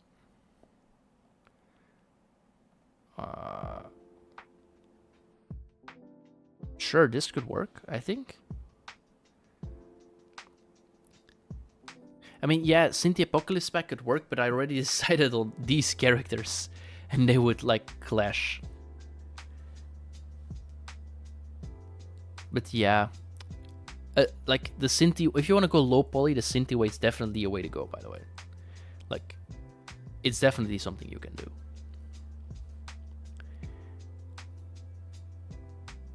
No. Okay. I think we have to, I think we'll have to like change it. Apocalypse. Then 3D. Let's say environments. Ideally it's on sale. Yeah, here we have our Apocalypse low poly. So if you want to go low poly, you can do it. And going low poly is not a bad thing, by the way. It's a good thing to go. It just doesn't fit my character. But this is an all-in easy way to get your art done, basically, I think. So that's a save one. Surround Dead is the game from... I don't know the name anymore, but it's like an actual game. Destroyed... Like, this could look pretty cool, but it's not... I don't think it's naturey enough. Depends on your game. If you're actually going pure survival FPS, you can make this work if it's like more the FPS part and you just have to survive. Like the name implies. But I mean, like, if it's actually like PvP, then maybe something like this could work. And it's a flash deal in 15 days. So in 2 weeks you come back, spend $40, probably 70% off. So it could work. It looks like 7 days to die. Yeah. I mean, I say yeah, but I kind of don't know the game. But I assume you are right. But I'm at least transparent about it. But it looks cool.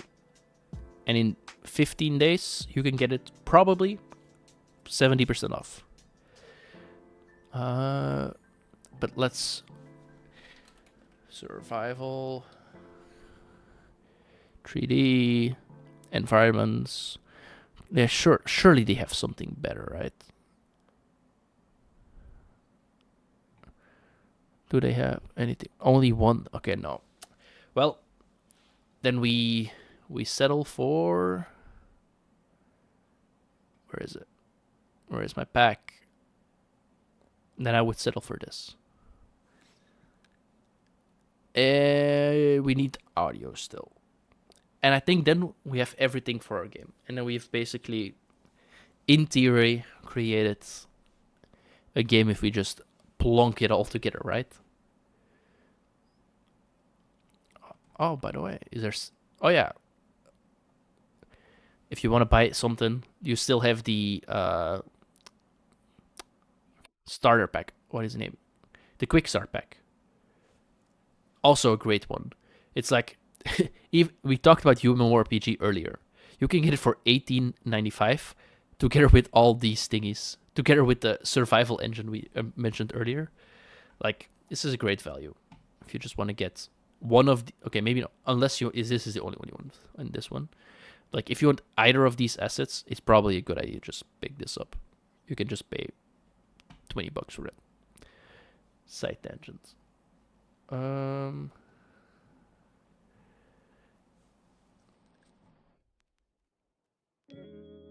All right, so sound, we still need animations as well. Damn. Okay, let's do animations first.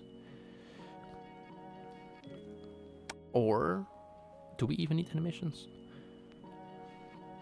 Because I assume there are some animations included in this kit already.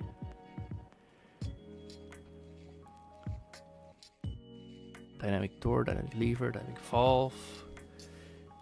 Cutscenes, ladder, jump scare system. Let's go. State machine, script editors. Oh, that's actually wow. That's actually pretty cool that he has editors for those things. Oh, wow, for $23, that's actually a lot. Like it seems good value. Okay, I don't know if it has animations. Okay, so the character is animated, the arms, and there's one enemy zombie with a few animations. It's something. Depending on your enemies, you might need some more animations though. Okay, but like audio.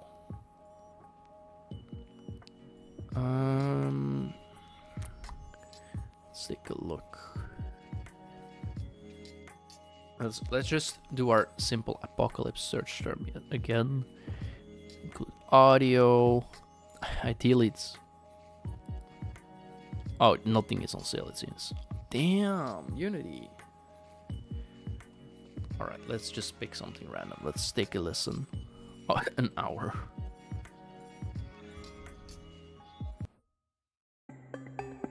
Oh, we will definitely get copyright strike for this. Meh. Meh.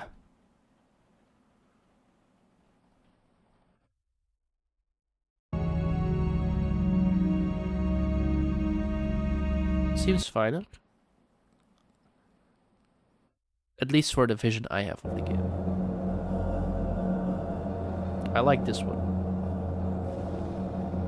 Because I want to have like a bit of a doom setting, right? Imminent threat, that might also be. That's a lot of noise, holy crap. Ravagers. I'm not entirely sold on this pack. I assume there are better like packs for this, right? Oh, here. Gun sound effects. Let's go.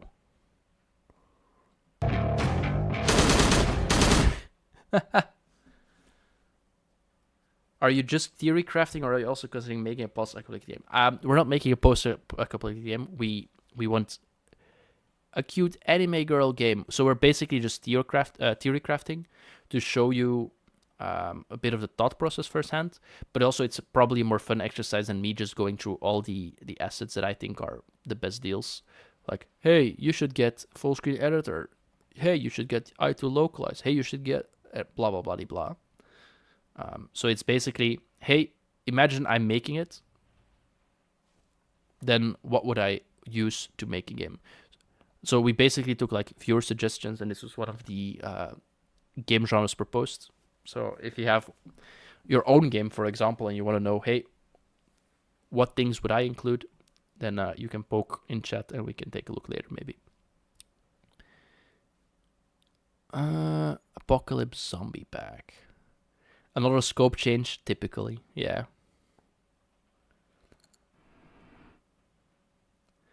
Game Jam, but it's only MGG recent during that day. What? I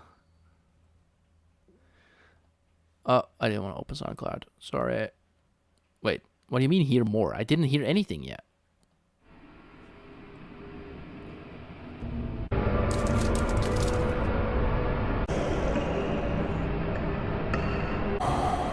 Okay, this is pretty cool, I think. It like this seems on first glance pretty how do I say it? Like good to set a mood, like for ambient things. Like I assume if you want to make it a bit scary, you don't want to include too much sound effects except things like this. So that's hype, I think. You like the new chat screen? Well, I'm glad you like it. We basically took a step back from all the over complicating everything, and because yeah, we lost a lot of screen space, so we try to make it a bit more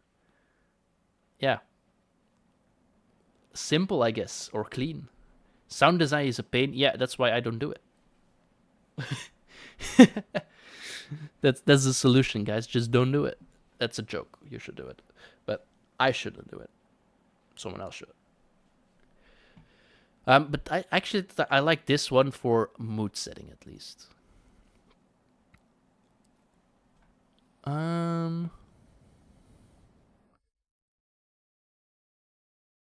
Okay, maybe we stop the exercise for the horror FPS. Sorry, the survival FPS here, because we already have quite a bit of packs, and for people who don't really want the specific game, it might be a bit not interesting. So I'll just briefly give a rundown of it again. Full screen editor, because I want to record things in full screen so I can easily share gameplay. I had to localize because I want to use Google Sheets to manage my languages, and it's great for collaboration, and it handles things like multiple fonts and so quite easily. A GUI pack, we might not even need it because in our cool Ultimate Horror FPS kit, there seems to be a bit of UI included already. Behavior designer, because we want our enemies to move and do like some cool things.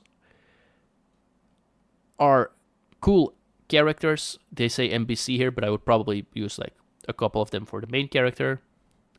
Feel, to try and polish our game, so we can add things like sound effects, particle systems, all those things quite easily with a single API call, basically. Our environment, because I see it more as a shooter, is a destroyed buildings in the pre-pack, so it looks very post-apocalyptic, or apocalyptic, I guess. Whatever. Marnix will kill me for it because he's a sci-fi nerd. And then some zombie sound effects. Is it everything you need? Probably not. But it's a good start, I think. So that's probably the first thing I would... like, those things are the first I would go for. Now, honestly, those exercises take a lot of time. Holy crap. I thought it would take a lot of time, but damn, did it take more time than I expected. So maybe you guys can decide. Either we do it again for another genre, or we do like something where we go over multiple genres. Now we can move on to Maid Survival. Like, no, not yet. Don't want to be that guy, but did you cover Hot Reload? Nope. I know it. I haven't used it. But my biggest question is, maybe you know, and you can explain people in chat, is this still a thing? Because Unity 6, if I remember correctly, has hot reloading, right? So, NSFW Game Starter Pack. Marnix, we wish it existed. But like hot reloading, why would I use this over the Unity 6 version? Because... explain it to me, because I'm not sure how it works. In the meantime, I'll take another sip of my drink.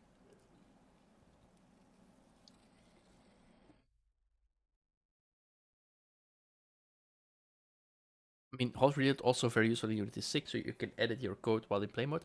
Yeah, but I know Sinuskista, but I thought Unity 6 already supported that, no? Didn't Unity 6 also have it so you can okay, I'm gonna Google this. Maybe I'm completely wrong. Unity 6 reloading.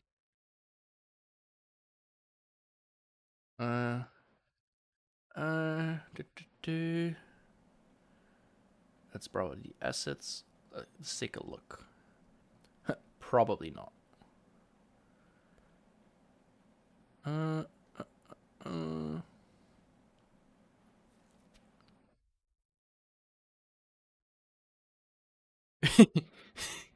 Please add it. Okay. It's just some random guy. What a guy.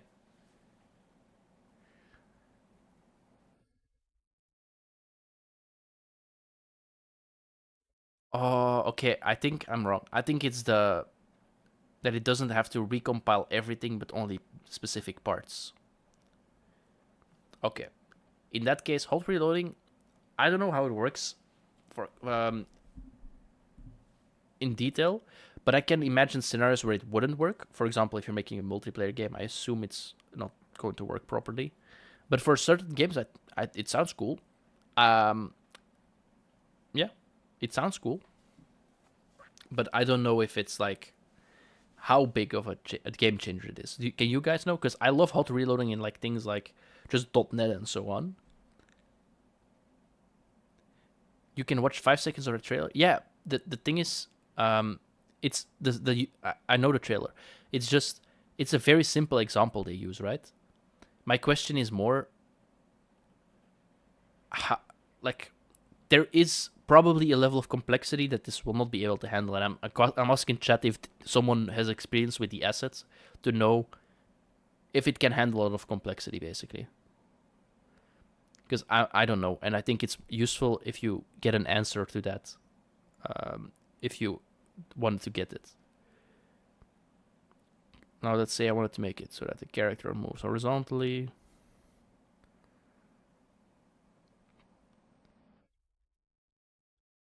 You're a bit skeptical. The thing is, I think it will work. Yeah, there we go. Rosso has already... It is good when it works, but it has problem with static stuff. If there is a static reference usage in the class you're editing, you need to rebuild. Okay, so for example, a singleton pattern would kill this completely, I assume. So singleton is you have one of them. Okay, pretty. Okay, so if you make a simple game, it's probably great from what I hear. But if you're making a very complex game, you probably won't always be able to use it. Yeah, okay, so in general, people seem to think it's breaks with complex code. Maybe let's get look at the reviews. Because the thing is, I don't have it. Could be a fantastic asset, basically immediately negative one. Blend by a few initial test cases, it works fine. If it does, it's still asset, but the sadder is down the road you'll have countless issues that you modify code to get a blink of hot reload applying patches overall, but it does not work. Energies haven't been applied right there. Okay.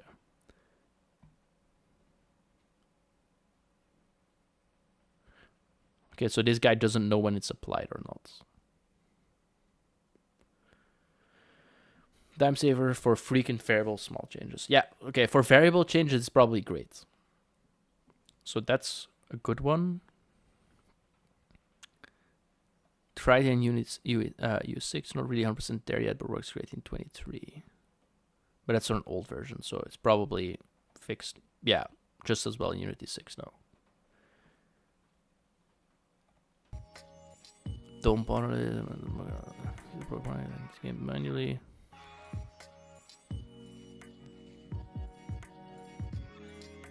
Just by... Okay, so it's a pretty indecisive, because some say it's good, some say it's less good. It depends on the complexity of your code. I guess this is the first maybe assets, because yeah.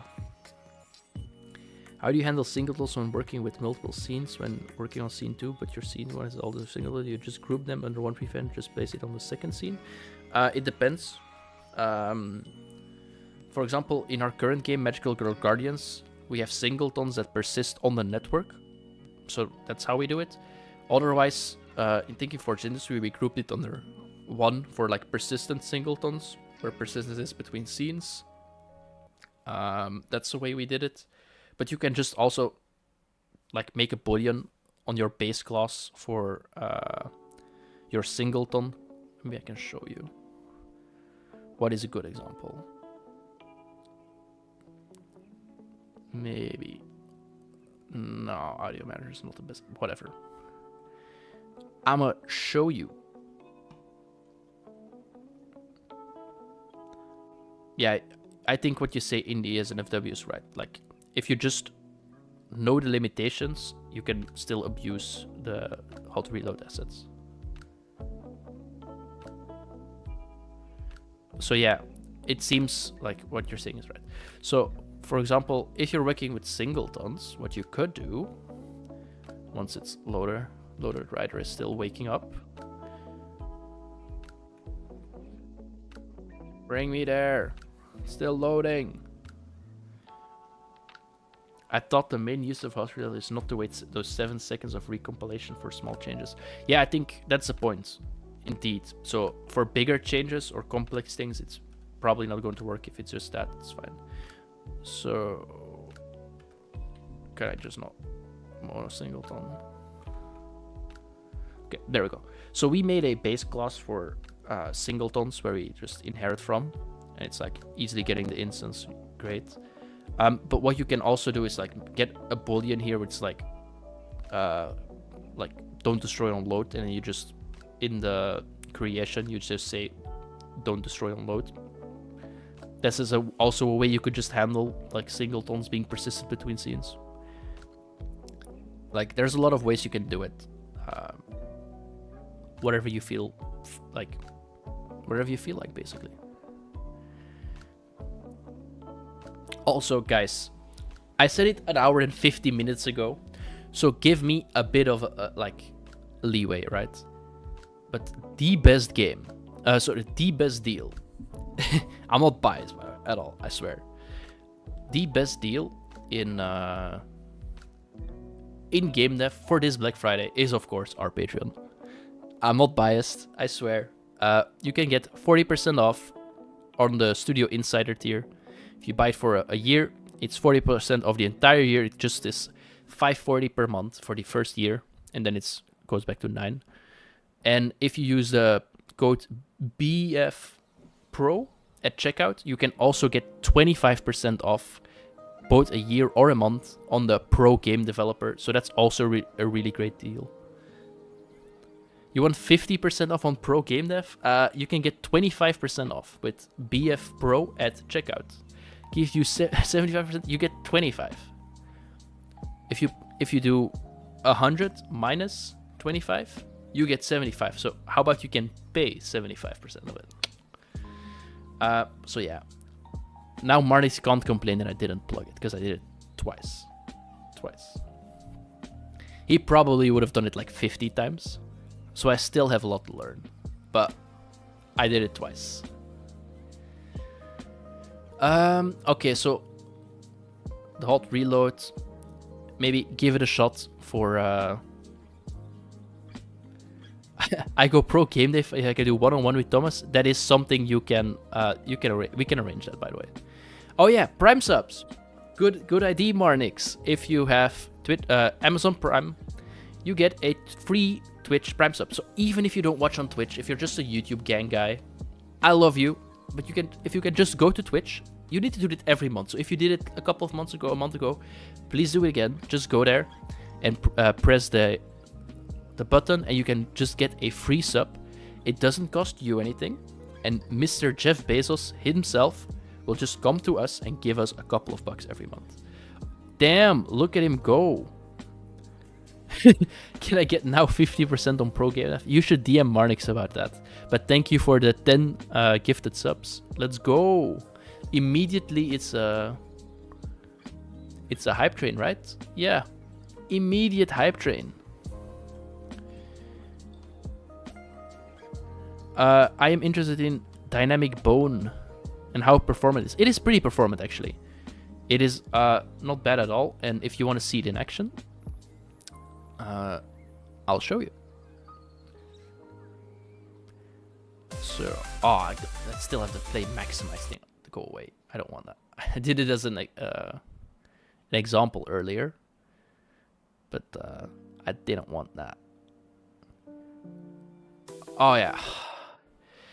I need to start Steam. Give me a second, guys. Because we use Steam networking.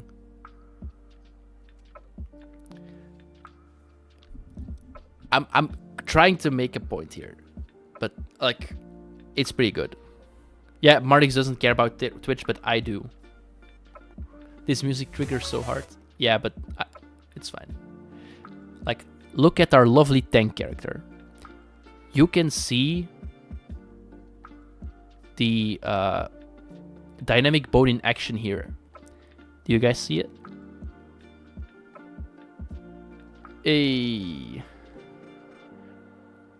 Hey, we got a Twitch Prime from Get Chicken. Thank you very much. Okay, I was like, where is my pop-up? But there it is. Just not the moves, just there's no tail. What are you talking about? It's fine, Sean. You can do it another time. How much what game is it? Did y'all find it in NSFW? This is Magical Girl Guardians. It's not released yet. Do you use Hidden Steamworks? No, I use Steamworks.net. So, Rosso, how does a subscription work? You don't have ads, as far as I know. And you can use all of our amazing emotes. So, just take a look. We have like the spinning guy and so on. And you, of course, support us. It already have potential to sell well on Steam. That's a point. Gunnar Thomas, I mean Marnix, I'm doing it together with friends, right? So that's fine.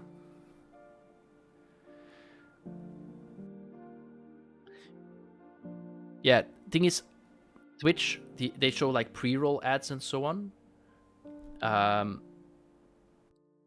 Like we can't even like disable those. Like you just get it before you come. Individual kick, you did the prime? Thank you. I'm the only guy in Bite Me that respects NSFW. That's actually pretty funny because I'm probably the most prude out of all three of us. So it's kind of funny, but I also think it's like probably the easiest way to like make money from it because I know it sells. You either die in indie dev or live long enough to be an NSFW dev. I mean, probably.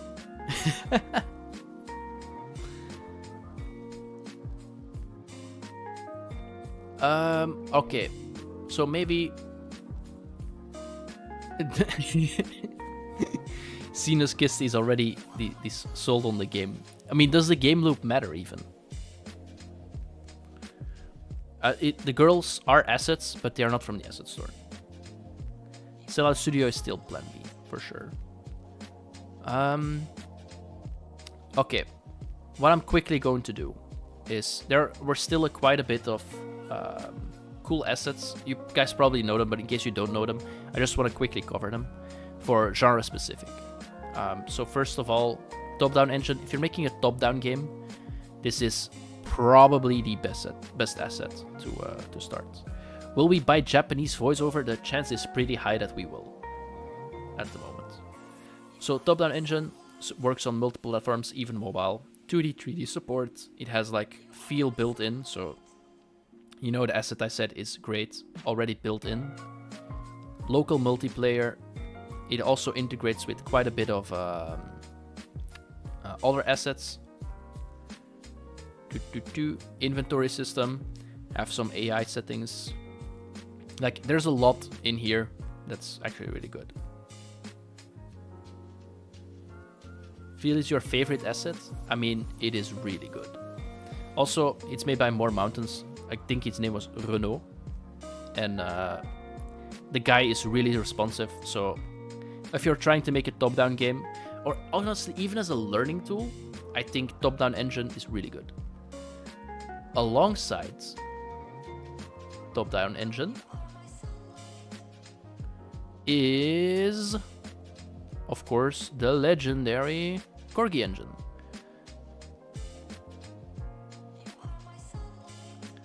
And Corgi engine is basically a 2D or 2.5D. It's a platformer, and sure, you probably shouldn't make platformers, but it still has some cool things.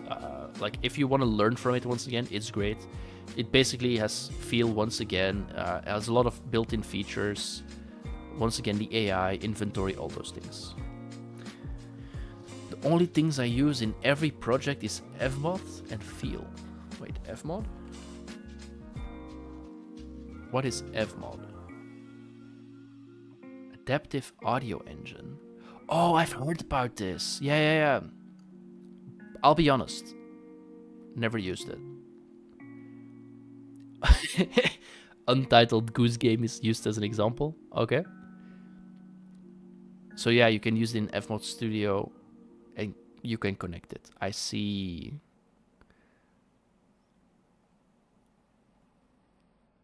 Yeah, I've never used. I'm not a sound guy. So I can't say how good it is. Default audio, exactly. I also YOLO with that. Well, I make Marnix YOLO with that. But so yeah, 2D platformer. Even if you're not entirely Metroidvania, but if you want a little bit of combat, Corgi engine, a really good starting point. Twitchbot really hates you. I mean, you just said, I assume the word boobs too much. So animations, sure, you can look at it. Adventure creator, I've heard a lot of good things about, but I haven't used it yet because from what I see, it's a low-code solution, right? But yeah, I don't do low-code because I'm a coder. I don't know how it's a bad word. I assume the bot doesn't like it. I watched the VOD and you talked about behavior design, released their own behavior graph in Unity 6. Is it released already? Because I don't know if it's already released. Oh yeah, it seems to be released. But is it...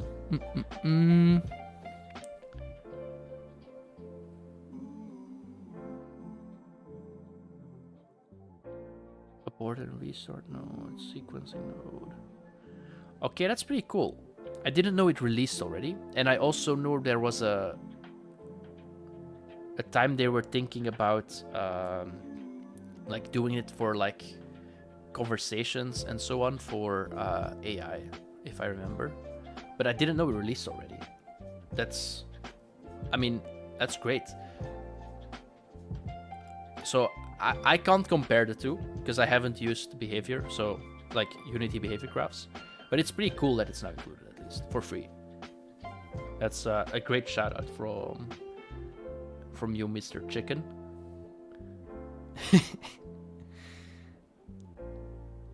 Nani novel. I mean, if you want to use Unity, you want to make a visual novel. This is like, if you don't like code, from what I remember, this is like a great way to get started. App style. Look at it uses ASCII art. What a cool guy. So yeah, I also heard a lot about Nani novel. It's also a great thing, I guess. There's also the specific libraries or like engines for novels, visual novels. I don't know how the two compare. But if you want to use Unity, I think this is the way to go. Give me a second. Alright. Quantum Console, someone in chat recommended it, so might be worth a look. I used to use Behavior Designer, but it ended up too slow for a large number of agents. Oh. Okay. I don't know what is a large number though. Ultimate Character Controller, also great. So it's like a 3D one. Pretty expensive, honestly. Like the controller itself, and it has like add-ons for specific things. I think it's a great one. They support FPS and melee fights, basically. I mean, 1,000 is just 1,000 game objects. Individual kicks is a lot, you know. So yeah, this one, if you want to make a third person or even a first person, because this is the both one, so you can switch between first and third person, yeah, like you see here. This is a great asset as well. So it can really, like, this is probably the closest thing you can get to a proper controller in the style of a I don't know, what is a good example? Like, I don't know, maybe a GTA, I'm not sure, because they have like vehicle support and so on. This is probably the closest thing you can get to that. There we go. Generic characters, you can have your mounts, melee, shooter, magic, throwable, everything.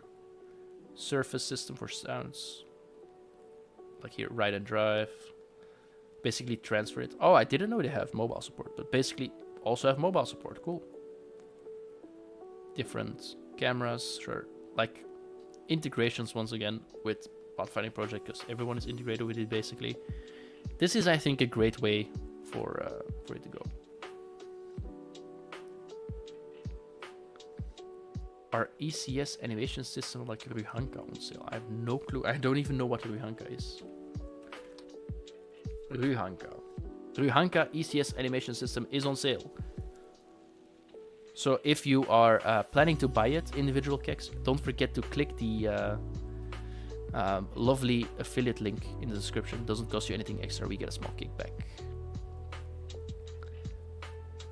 New free items on Fab are here.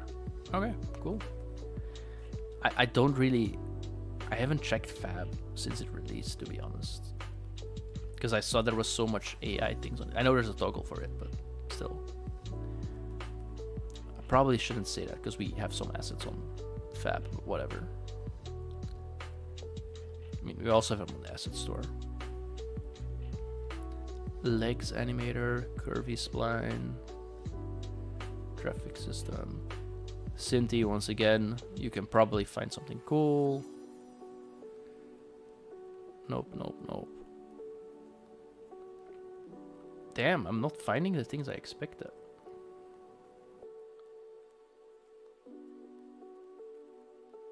You're holding out for Unity solution? Oh. Are they planning an ECS animation system though? I honestly don't know. I know you can make it yourself.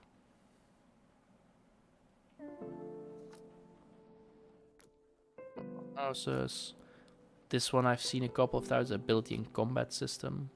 Like, it reminded me a lot of Devil May Cry, if I remember correctly.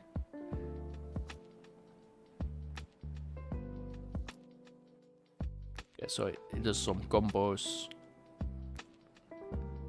Throw rock back. Showcase. Yeah, okay, so it seems versatile. Oh, they have an experimental one as well. I mean, Unity have a lot of experimental things. The thing is, I hope they release it, because like Dots was in preview for like 5 years or something, right? Arbitrary number, maybe less, but you know what I mean.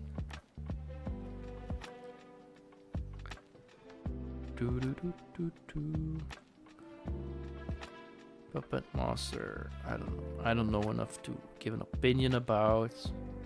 Wow, that's actually really sad. I thought there were more specific ones. I mean, there are, by the way. Like, oh, if you want to make a parkour game, you get like the parkour system and so on. Sure, but I mean, like, I thought there were like more in the first pages.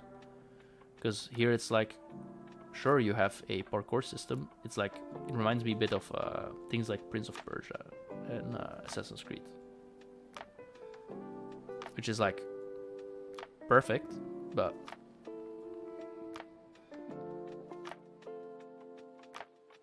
it's not exactly what I meant with the genre things.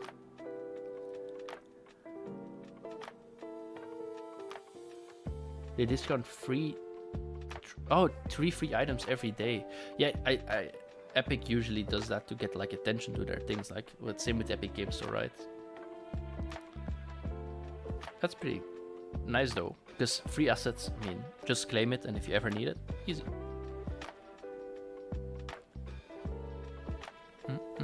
Oh, if you want to make a fighting game, I know this one. It's pretty expensive, but I experimented with it once. It was pretty good to like make a fighting game. Yep, I remember they had like different versions, right? Oh, flash sale, by the way, guys, in 4 days. So if you want to make it the standard version or the pro version, both on sale in a couple of days. 4 days, so wait with buying them. Do you buy more tools or art assets? For specific projects, we buy art. For like, yeah, and tools we just reuse over projects. So that's a really hard question, because, for example, we have very, how do I say it? We don't have an artist in our team, so we need to get our art from somewhere. And we had interns for Guild Architect, and okay, we can, like, Marty's can make some models. We have some guy who's working a bit on textures for us now, but we don't have someone specific for that. While tools we can, it's just a time saver for me and William, basically. So I think it's about 50-50, but the tools are definitely more reusable, and in my opinion, often the better value if you think about how much like value or time you get out of it.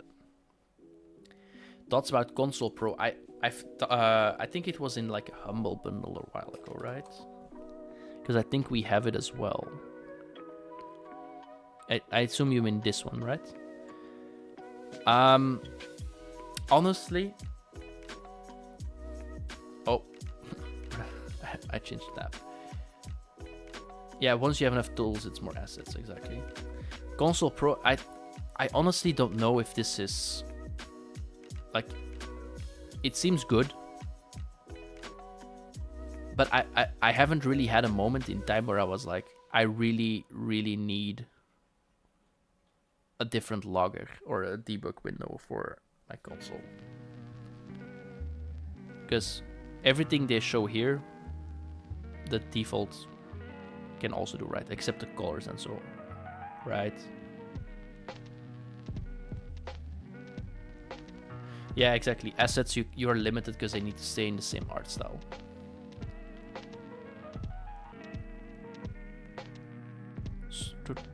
Let's take a look. What else? Low poly shooter pack. I don't know.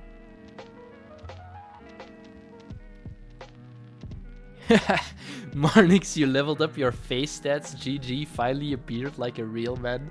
I love that comment. Honestly, you made my day, Damien. This is something. Marnix, you're probably here. I hope you heard it. If not, I'll send you a screenshot later on Discord. Because give. Oh, come on. I did. Okay, wait. I'm going. Screenshot taken. Here's a proof. I quickly covered Adventure Creator. I'm not the right person to judge it, is the thing. Why? Because I should type more. Because those are usually the things I create myself. But we can go over the page real quick. Because basically, from what I know about it, it is a wizard, and you can like use a lot of pre-made things to help speed up your development, right? So it's like a less code, basically. Designing Rose Brands dialogue. There we go, without coding. So yeah, it's not a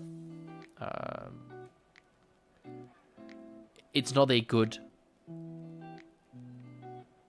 thing for me because it's like a no code. This is made for artists, basically. I'm not an artist. I'm far from it. So if that's you, this can be a great value. A lot of people love this. I know people love this, and I know a lot of people use it and are happy with this. Just remember to use our affiliate link. Link down below or ! Unity assets in either Twitch or YouTube chat. Oh, you discovered a cool underground artist called Cindy? Damn.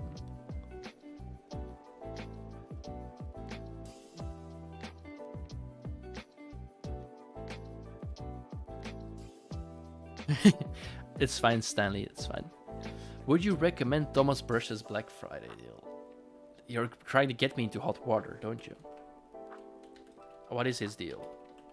Thomas Brush. Oh, I can just go to full-time gamedev, probably.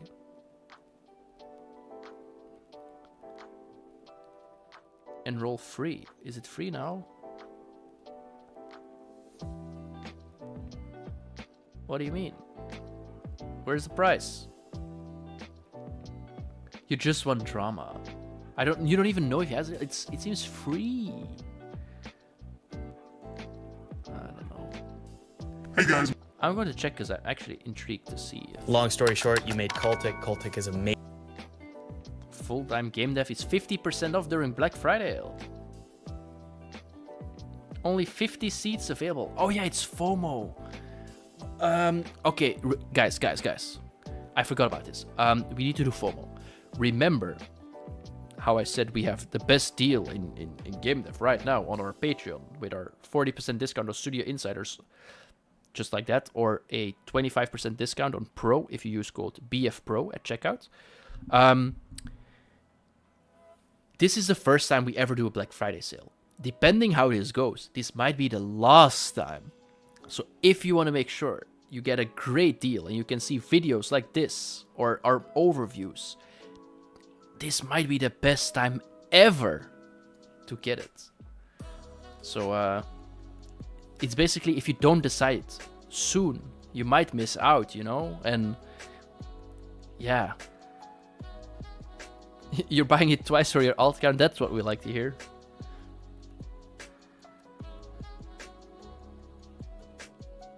Yeah, this is a bit. This is literally an image. So I don't know. So how did I do my how do you do my FOMO for the Patreon? Yeah, Sieke Schnoze. Thank you for the resub with your Twitch Prime.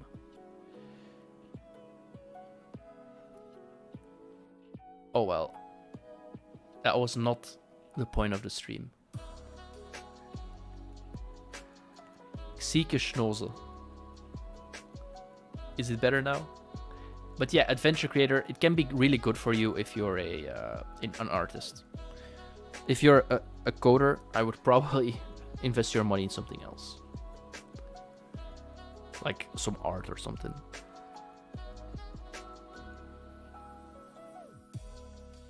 Nah, sorry, you didn't believe it yourself. Sadly, you aren't a greedy businessman, so when you do it, it doesn't look as believable. That's the entire reason why you should support us, Damien.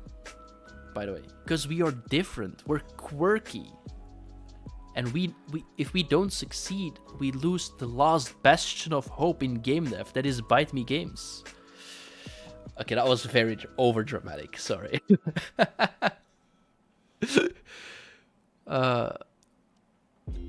Yeah, edgy. That is also a way to say it.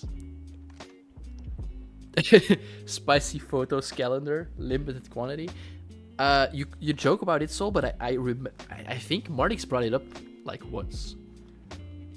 When is anything from Guild Arctic going to come out? I mean, if you go to bitemegames.com, you can go to games, and you can say Guild Architect, and you can see coming soon. So when is it coming out? Soon. This is Marnix saying it, not me, but if you don't sub to Patreon, Marnix will drive into the highway median at 120 kilometers an hour.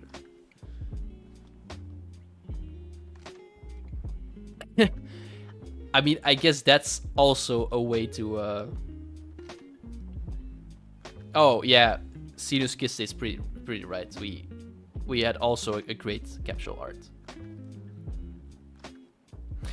More will come out soon, but if you want to see Magical Girl Guardians, I can spin around one of our characters and you can see a jiggle. Is that also fine? Bite stream, biting a bit of concrete barrier. I mean, here. Damien, is this not enough for you? Are you not satisfied?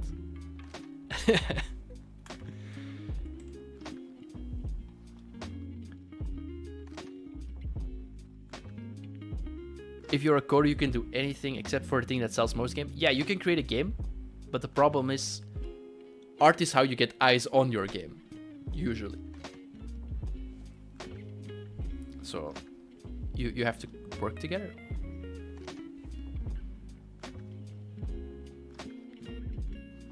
Did William tell you about the domain? What? Does she have a percentage chance to repel bullets? Funnily enough, okay, she's a tank character, and one of her upgrades is her shield can reflect bullets. So yeah, kind of. Also, I didn't implement it yet, but that's the plan at least. There is no bounce slider. Sorry. But yeah, the FOMO pitch I think was pretty alright. It was really edgy. It was quirky. It was obviously a joke, but I brought the attention to Patreon to you guys nonetheless, so it's great. I achieved my goal. Well, my quota, more like. Otherwise, Marnix will make sure my car crashes at 120 kilometers an hour on the highway. Programmers can learn the art as well. It is hard, but not impossible. I mean, sure, but also artists can learn programming. It's hard, but not impossible. It's like, there's just so much things you can do with your time, is basically the thing. And also, not everyone is interested in everything.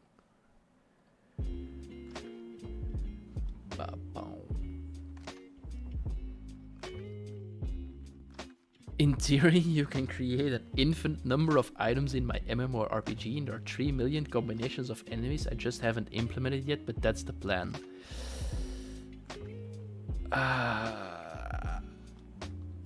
Okay.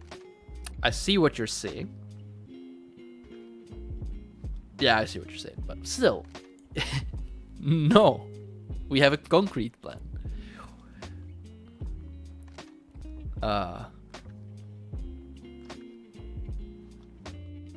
Don't forget that you can play online while not connected to internet. What? I'm confused. I it's not true, but is it a joke and I just don't get it, or?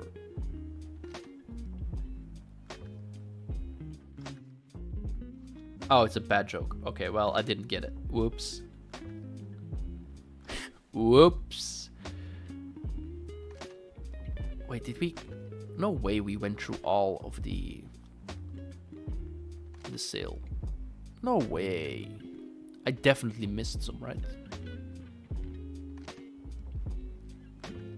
The secret is that sound is what matters, but no one will buy your game because of the sound. They maybe stay for it, but I think it's really hard to try and get people their attention using just sound. It helps.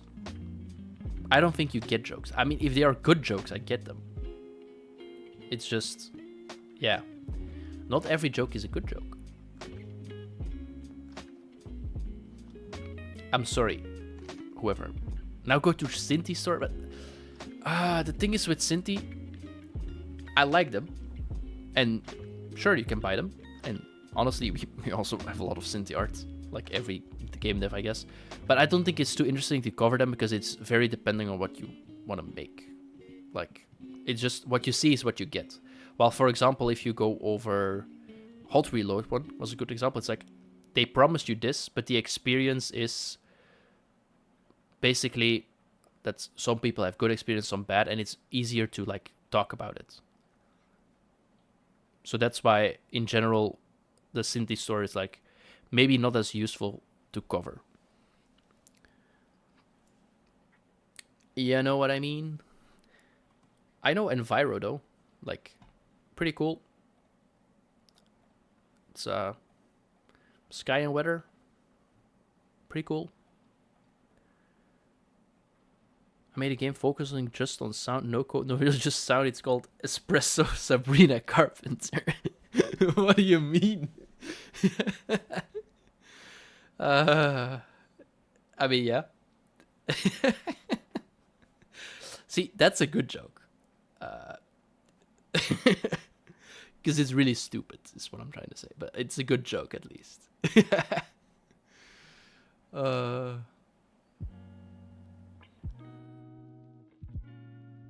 Also, the Cinti assets are used in so much courses. Oh, I mean, probably, yeah.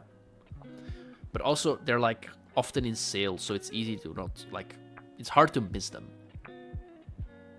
But in general, I think if we don't have any specific assets you guys want to cover, I might call it a day, you know?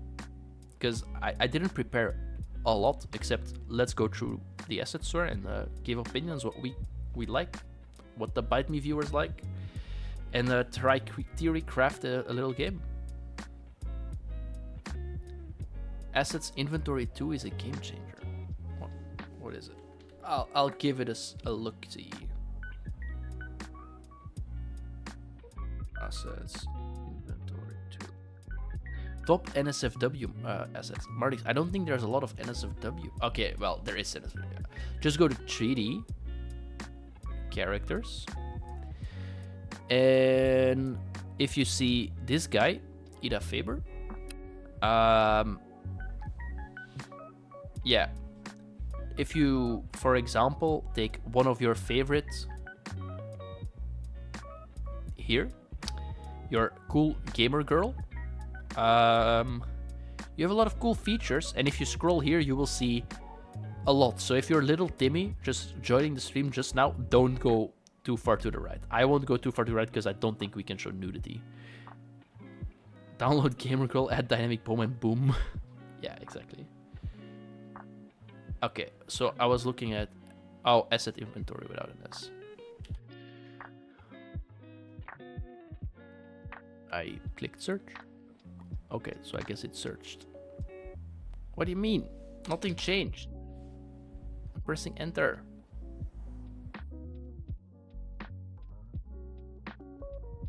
Oh, here, asset inventory too. A revolutionary way to work with assets. Let's put it. Find anything. Oh, okay.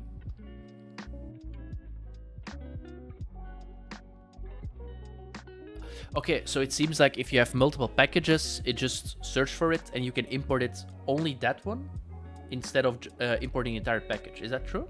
Because that's pretty cool, actually. Like if you can just look through all your assets. Because can you confirm, is that? Yes, only that one and with dependencies. Damn. And it just uses all the things you have in your Unity assets, or you don't have to download everything first, or do you? That's pretty cool though, because it really makes your project a lot less cluttered. That's actually really cool. I didn't know that was a thing. I mean, will I use it? Maybe, because I do a bit of level design now. Oh, you can index it? Okay, so it works. Oh, that's actually pretty cool. Nominated for Best Development Tool 2024. Damn. Okay, this is... I think Marnix would love this. Asset store integration. Extensive data import, connect custom packages back to the asset store and up-to-date metadata. Metadata. A bulk import. That's cool. I didn't know. That's really cool, actually. Someone said Chronict or something. Let me take a look. I saw it pass earlier. Chronict.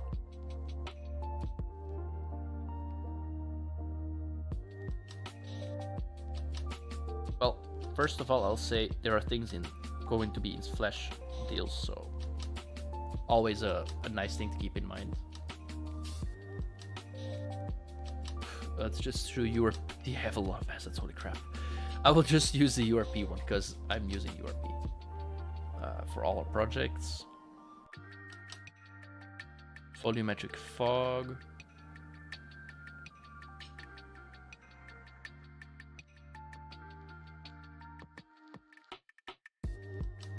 Yeah, they have a lot. Beautify tree. Oh, I think I heard about Beautify though. It's like the custom post-processing. Yeah, there is. All right, let's take a look. Damn. Okay, so this is before, and this is after. So it definitely added some bloom. That was a very visual thing to see.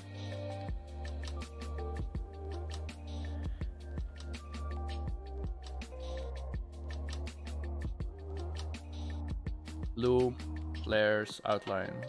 Yeah. Yeah, it gives a lot of a really cinematic feel, but I don't know if it works with properly with like your gameplay, because not every game I think works with the cinematic feel. Compatible with Unity 22 older trailer? I assume so, because it was updated in 2024 latest. I mean, it was only tested in 2021, it seems.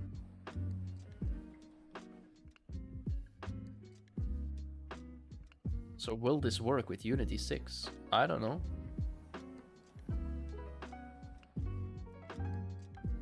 It might be a bit too much Battlefield 3 for me to call it beautiful at this point. No chill. Alright, comparison. no post-processing, and beautify on. What, the left one has post-processing? No way. Or there's at least some fogginess, because it's not just... I don't think URP renders it like this out of the box. The left one looks better. Lol. The right one looks more vibrant. That's for sure. And the wall in the back and so on is more detailed. But I don't know. It's also beautified too. This is beautified 3. Like, I guess it depends from the angle, because at least on my screen here, the right one looks more sharp, but I don't know why the left one looks so blurry in the first place. Sinuskist, you posting YouTube? What is it? Didn't they switch it up? I don't know. That would be really stupid to keep on your store page for long. Let's look at a difference.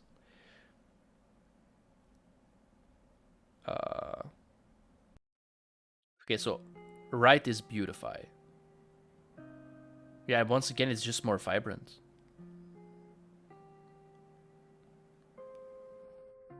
Yeah, look at the colors. It's more vibrant. They love bloom. Like, it seems a very contrasty thing. A short video how to make AAA quality multiplayer games in Unity in 30 seconds. I assume it is a meme. Give me a Here's sec. how to make a video game. Oh, okay, I think I even know this one. You're going to want to import a first-person shooter, set the graphic style to AAA, then finally just click the Make Multiplayer button. Now you have your PC game, and to make the console version, just go to the files and rename this .exe to .ps5. There we go. So people in YouTube sometimes complain we don't do enough tutorials. Tutorials perform horribly, first of all, at least for us. Well, there was one who did well. We tried it again, and it's like, eh. We just showed you a tutorial on our channel. Okay, we leached it of someone else, but it's a tutorial on our channel nonetheless. Have you tried Unity 6? Unity 6 is open right now. Here it is. Is there much of a difference over 2022 for indies? Okay. If you're an indie, I think Unity 6 is so much better than 2022. Even if it's only for the reason that you can earn 200k before you have to pay Unity a single dime, then in the past it was 100k. So that's already a big W alone. Also, Unity has quite a bit of more features. Earlier, we learned, maybe it's also there for 2022, I'm not sure. They have dialogue graph, behavior graph, sorry. Behavior graph, I don't know if it's coming to other, like if it's supported in 22 and so on. But in Unity 6 you have things like adaptive probe volumes and so on. The performance is actually better for once. So I like it. And there is one bug I have, but I don't think it's Unity 6. Because I had it in the preview, but I still have it now, but I think it's one of our shaders. That it's sometimes stuck on that, but that's only it. The logo was an instant turn off for some people, bruh.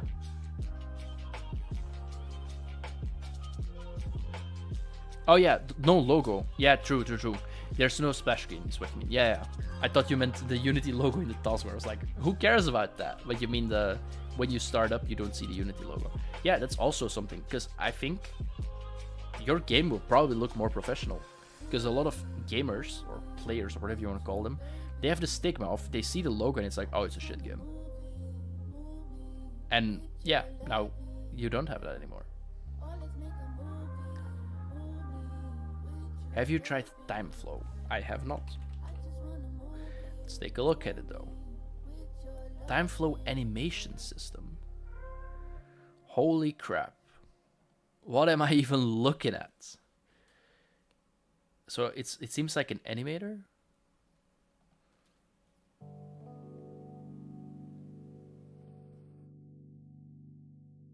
Damn.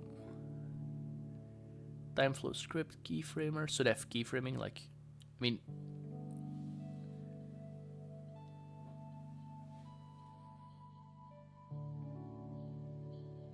for scene sequence. So you mean like, what is the Unity thing called again? It's not the thing that works together with Cinemachine. Timeline. Is it like timeline or? Because if it's like timeline, this just the first glance looks a lot more advanced.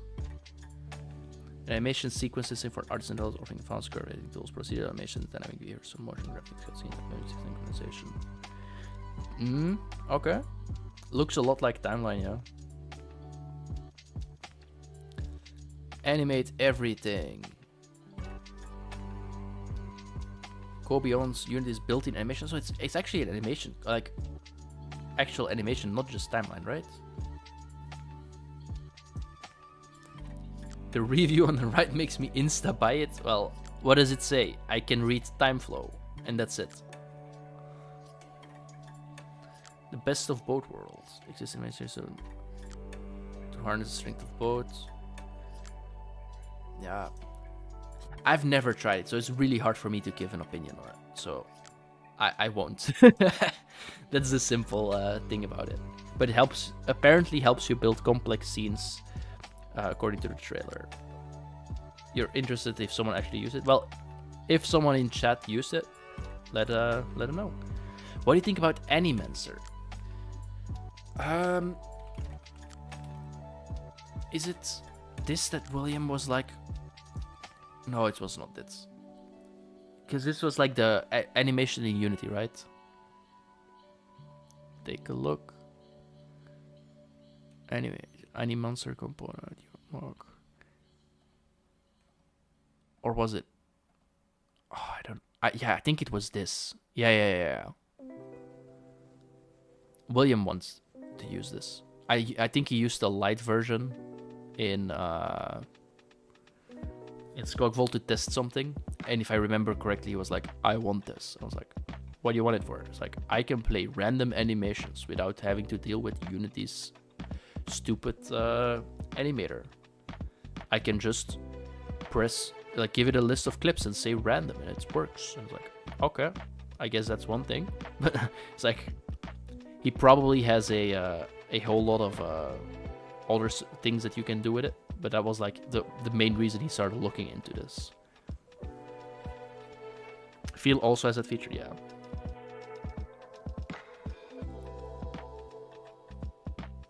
Did you get all the free stuff on Fab? No, I actually haven't really looked at it yet. Whoops.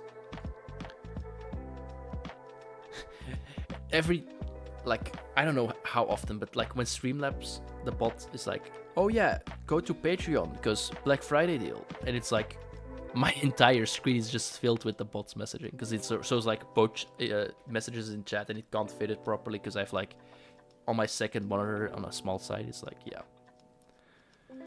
Yeah, Animencer is indeed something that you can not use the animator controller, because William really hates the animator controller. But I don't completely dislike it, because I'm pretty used to it. But because it was like, I can also make random animations play. But even then, it's like, it's called marketing, Thomas. I know, but I still can't. It just makes it so I can't read chat properly. I'm not complaining, because I think the bot is doing great. You guys should all go to Patreon and sub. Like, no, sub is a pledge. I don't know, what is the term for Patreon? Whatever. Use Unity's animation job system. I mean, yeah. If you wanna, I assume you know about the asset already, because you seem to know not about the assets. But if you don't, just go to Discord and do @William and ask him about it, why he likes it, because he's trying to convince me. And he probably has some great like reasons why this is good.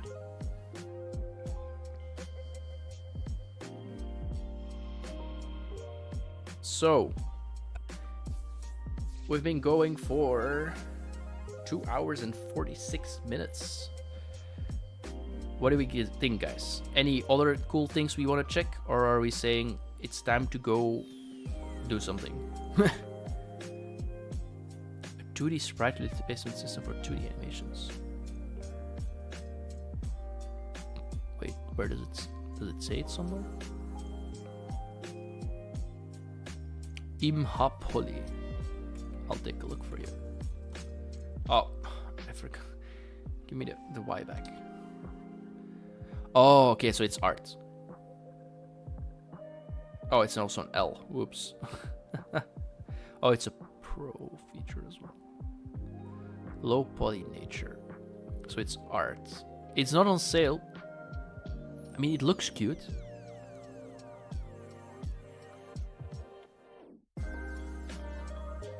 I mean, I like the style.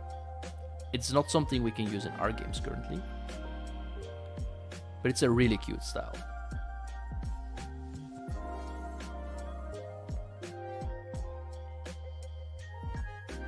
It's easier to be a few art skills.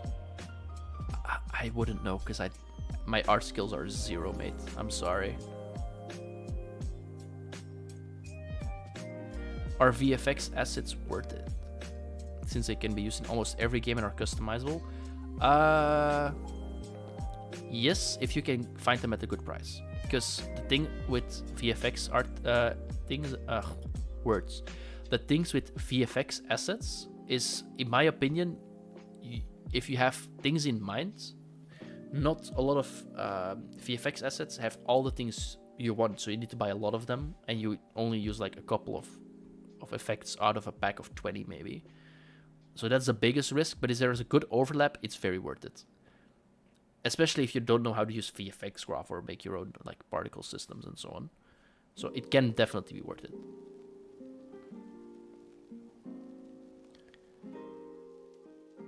Do you have an asset you find cool but don't have an actual use for? Oh yeah.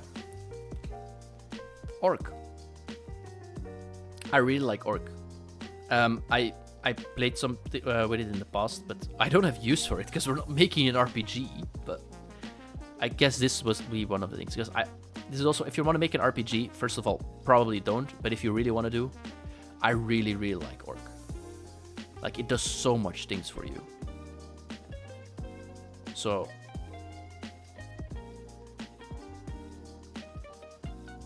yeah, Orc is great. Do you actually still work with the designer from the art style video? No. She was an intern, and our interns are, well, gone. They are now doing their own things. They're standing on their own legs. They both passed because they did some great things for Bite Me.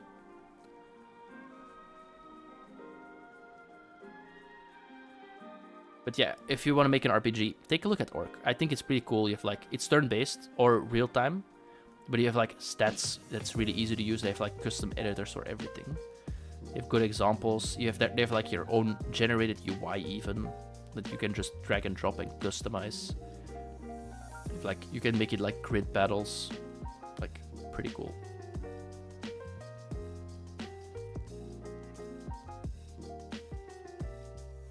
Alright, so Galaxy Materials. Skybox update.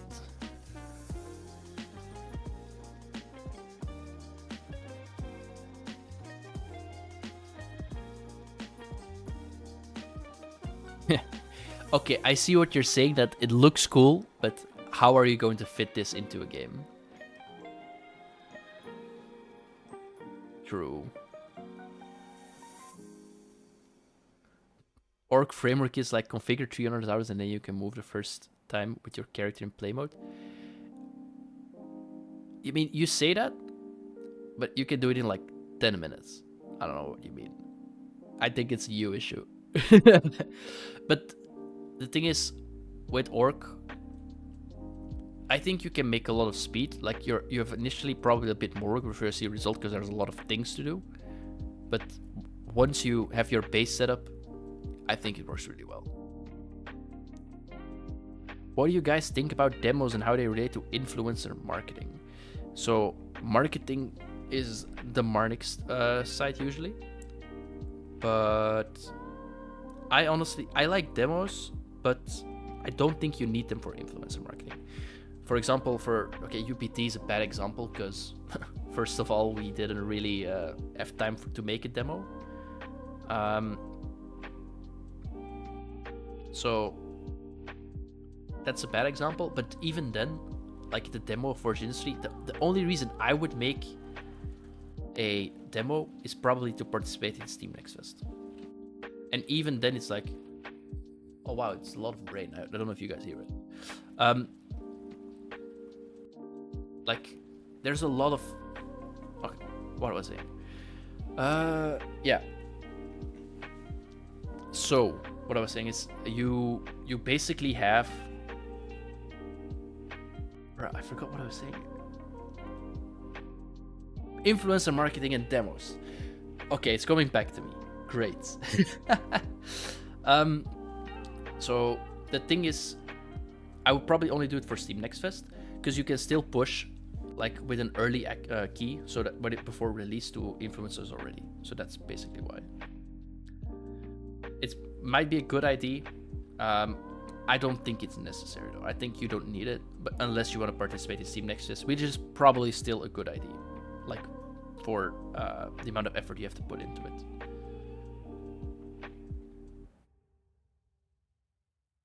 If you can't finish an RPG with RPG Maker, just imagine with Orc. Okay, yeah, that's the thing is, I like Orc, and that's why I say something you like but don't use, and it's like Orc, because we shouldn't make an RPG.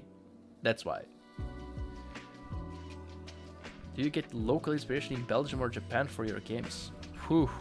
I mean, Magical Girl Guardians, we came up with the idea in Japan. And it is a very Japan game, because magical girls are really big there.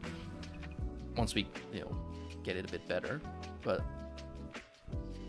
I mean, I guess it just depends. Because for example, Unicycle Pizza Time we came up with in Belgium, but in the end it looked like apparently a lot of Japanese people learn how to ride a unicycle or something. It's what I remember Monix telling me. It's like,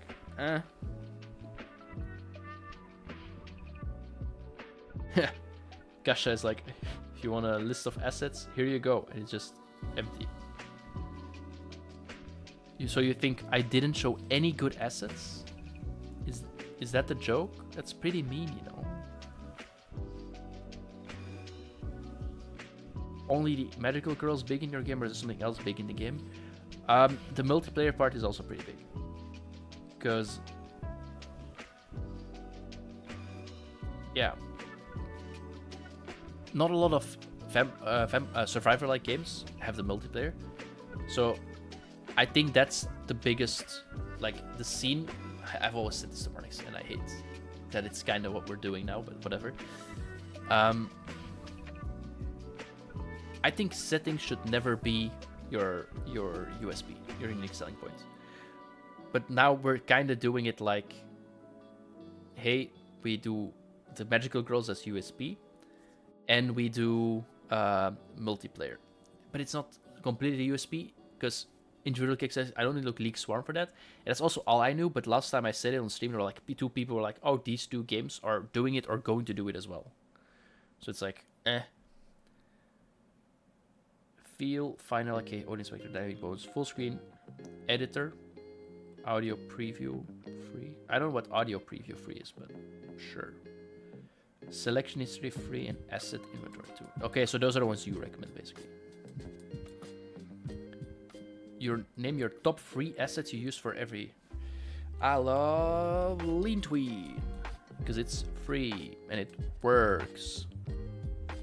And it's used by Pokemon Go. So, there we go. I like Lean Tween a lot. There is also, what is it called? Unity toolbar. extender or something. It's a GitHub package. This, okay, so this together with what is it called? Play button. Here, use Unity custom play button. So you get that Unity package, and you get this one, and you get these beautiful buttons. You can just play your scene, either the one you select here or from the first one in your order, immediately, without having to go to the scene. That's also something I really love. So that's also free. It's not an asset on the asset store, but it's a tool on GitHub you can just install, and it is so useful. Do you use parallel sync to test multiplayer? No, I know it because it's like the create a copy.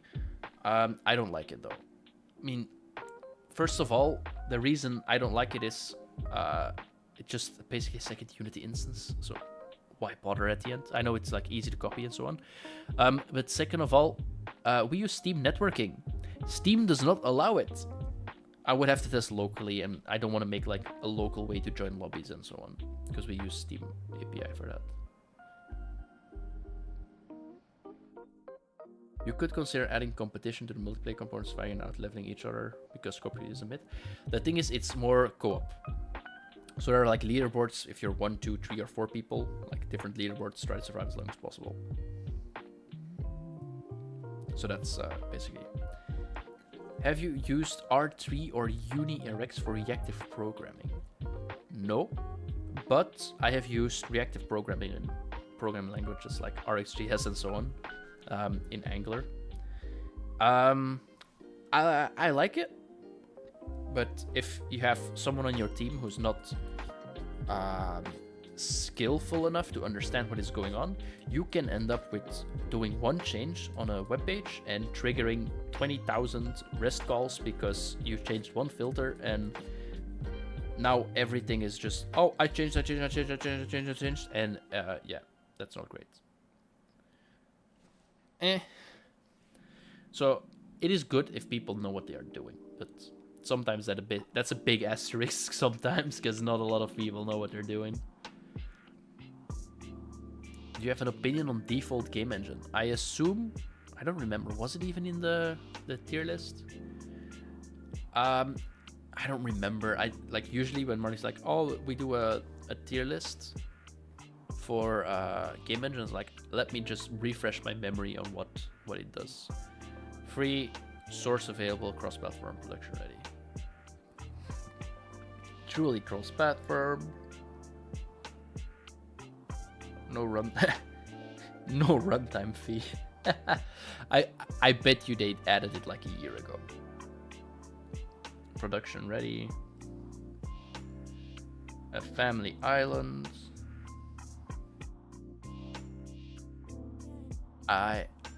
It's hard to say. I'm not entirely sure. I'll have to disappoint you on that one, because I don't remember.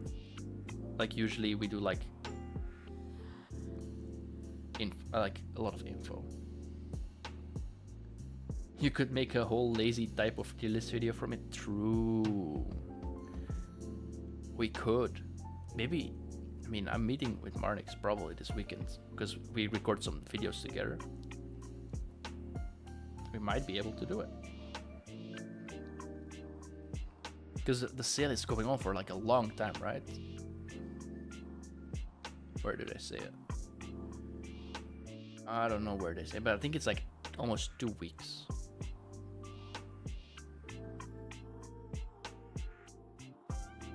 Not sure. But I thought it was a little while at least. Either way, guys, give me a hot topic question, or an intriguing question, something I can talk about, because otherwise I am going to maybe look for dessert, maybe something to eat, because I didn't really eat a lot for this evening. I'm not sure yet. Game dev course tier list when? The thing is, almost all game dev courses are by YouTubers. And give me a second. I'm a pro streamer. And just a little bit longer. I'm almost there. And on our Patreon, we tier listed the YouTubers. So, yeah. Haha, it's on sale. Black Friday sale. Black Friday sale is live. God damn it, give me a second, I need to change the account. It's a free post, but I need to be logged in. I'm not logged in. Yoink. Patreon. You use PlayFab? No, but I have used it in the past for Sled.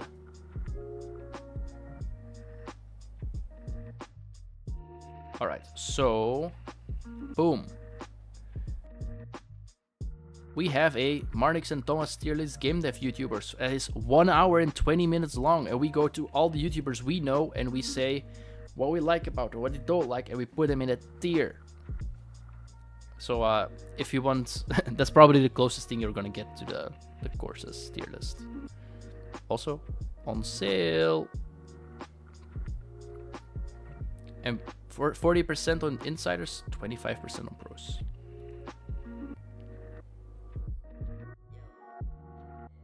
You love the Patreon content? That's nice to hear. Because, like, there are Patreon things where a lot of people, like, don't put any content in there. But, like, Marnix is like, no, extra video every week. Nope, I'm doing one-on-one coaching with people. This man is chilly. I mean, yeah, I have to. I mean, you mean shilling, right? I have to. It's my bro's food on the line. I mean, Marnix and William, by the way.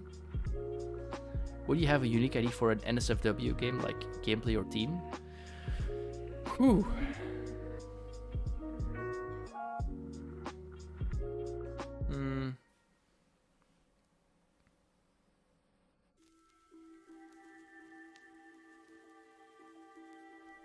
Not really. I thought about it for like a second. I'm not sure. It has to involve undressing in some way, yeah. Also, Rohan, you said earlier that Loki, Magical Girl Guardians, is the thing you have the least hope for. What if I told you you can put them in their underwear? Huh? Huh? Do you still think it's going to perform bad then? The Magical Girl Guardians game, I mean. Like, you still think so? Exactly, that's the... Oh, I expected. It's like, yeah. That's very NSFW. That's not that NSFW. Also, it's probably a paid DLC for €1. Because that's the corporate chilling we're going to do on Magical Girl Guardians. Why did you start another new project? The previous one too big, too bad, or just don't feel like it anymore? The scope is too big. If we want to actually execute on our vision, the scope is too big.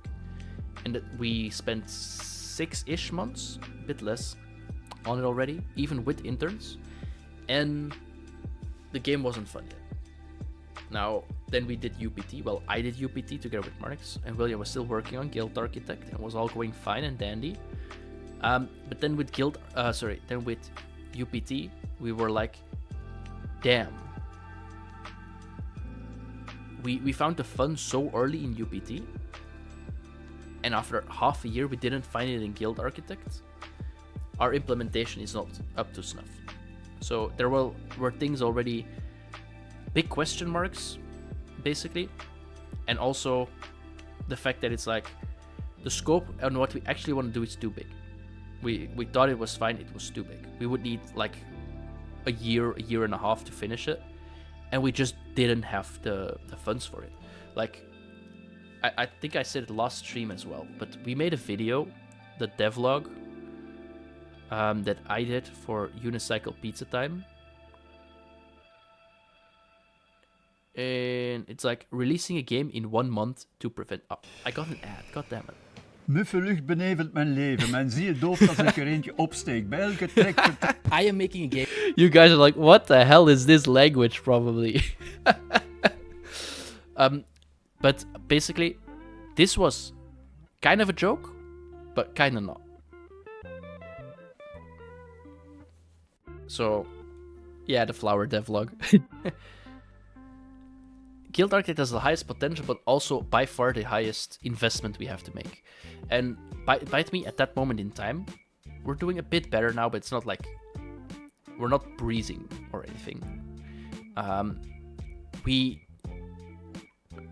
basically survive on savings from William and Marnix, and then sometimes it was like sometimes we can pay them a wage, and that's not something we can do for the next 1.5 years, because, for example, if Guild Architect then fails, holy crap, are we doomed?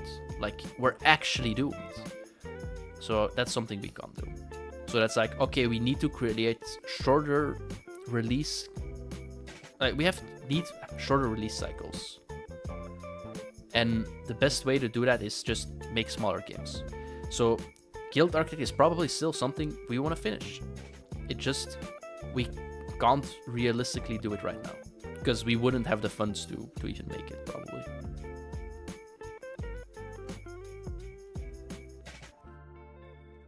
Yeah, so we kind of shelved it, I guess. Yeah, it's a hard decision indeed, but it's fine. I also think Guild Architect has high potential individual kicks. It's just, yeah.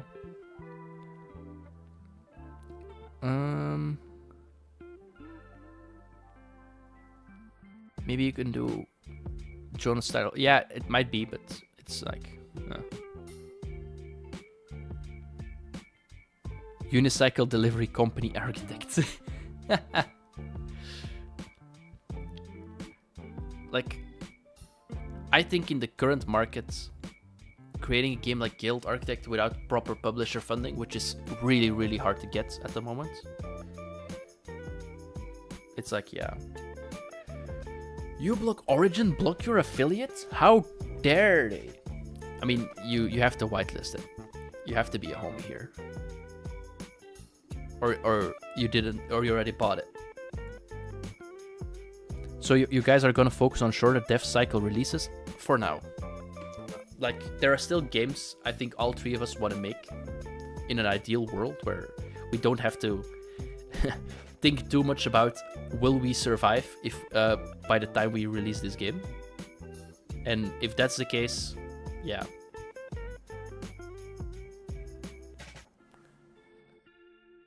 So for now it is shorter dev cycles, which is going to be Magical Girl Guardians and Skogvol for now.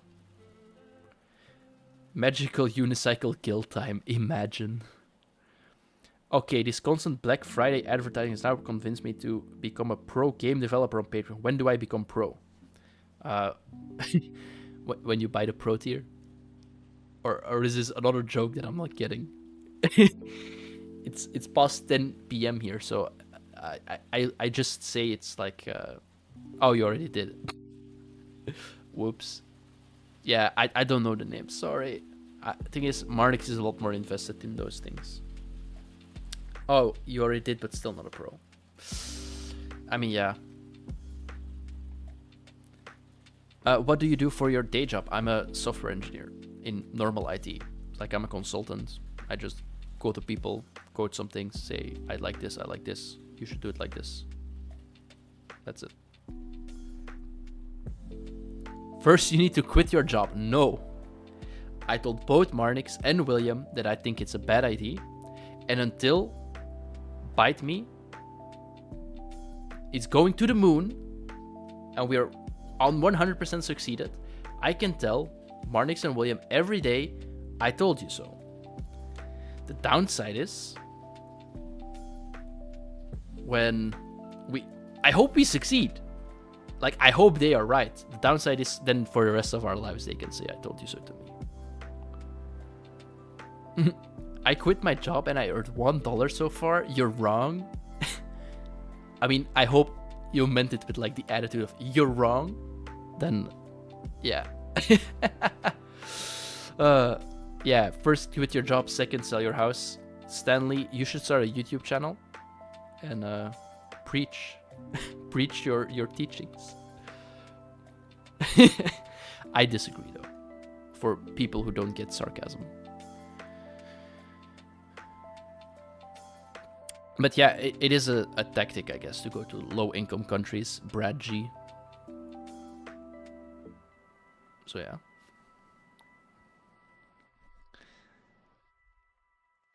Also, what do you guys like the most from our content, by the way? Like when we do stupid things, like the game dev meme review. I mean, statistically, guy, you don't, but whatever.